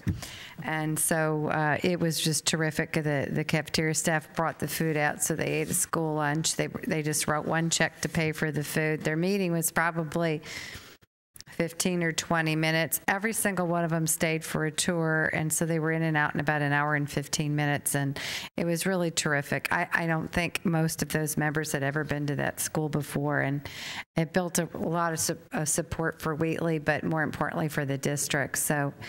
And I was amazed when I saw the attendance list. It was almost 100% of the board came. So they really liked it and asked me, to choose, well, which one can we go to? And I said, well, you've got 3 more new ones in Apopka, so you just tell me which one you like and we'll go there next year. So it really was a good strategy. If some of you have good relations with chambers, would just take them and let them have their meeting at a school. And I don't think it was that big of inconvenience to the school. We did the meeting in the media center. So I just want to let you know about that. Thank you. Thank you. Anything else? Okay. Hey, board members, real quick, you're going to be getting briefed by staff, and Mrs. Gordon has done a phenomenal job on the Hall of Fame nomination forms. She's led that effort.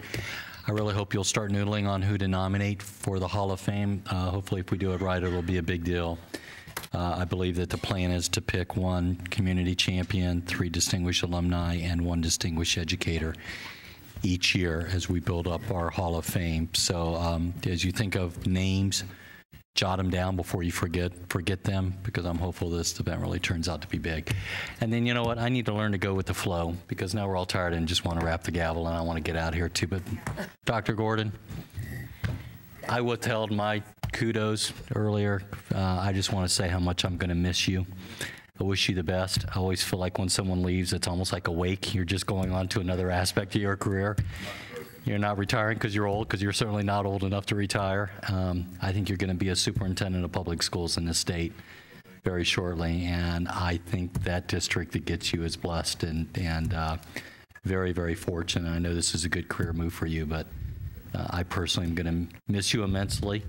And since you're leaving, I won't get you in trouble saying this. When I decided to run for this position, thanks to a mutual friend we have, the first person who sat down with me and gave me some good advice and listened to all my crazy ideas was Bill Gordon. So I'll never forget that, Bill. Thank you for that very, very much. And good luck to you in your future endeavors. Okay, and can I tell one story? Yeah, that's please. One quick story. No, Bill, you're going to like this one, because when he came to Winter Park High School, school spirit was at an all-time low. Boy, they were academic achieving, but nobody went to the football game. And I happened to be there doing my PTA thing, and Bill got on the intercom, and he said, when we played Edgewater High School, it was standing room only, and we're playing Edgewater this weekend, and I expect to see all the Wildcats there. Do you remember that? Yep. And it was when he came and he challenged them and told them in the 80s, this is what being a Winter Park Wildcat was. And he brought the school spirit back. And it was getting on the intercom and telling the kids that this is what it means to be a Wildcat. And then I would hear him get on and say, it's raining today, drive careful. It's the weekend, make good decisions or make good choices. I want to see you back here on Monday morning. And those are the things that he's done throughout his career to build school spirit and pride in being an OCPS graduate and being, in his case, a Wildcat. And if you notice, he wore his black and orange tie tonight.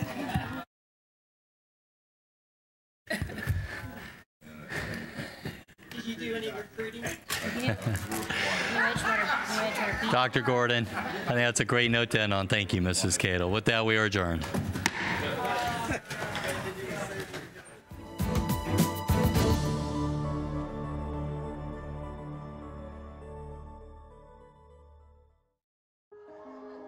A baby is born. Cute. He's already surrounded by technology. By age 4, she knows how to use a smartphone. He's reading. No, not from this. This. She's making a digital presentation. You don't even know what that is. He has an interest. No, not that. That. By middle school, she has built her own website and her first app. In high school, with my Michelson interferometer, I can measure down to the fraction of the wavelength of light. wow. The world is changing. And they are preparing for jobs that don't even exist yet.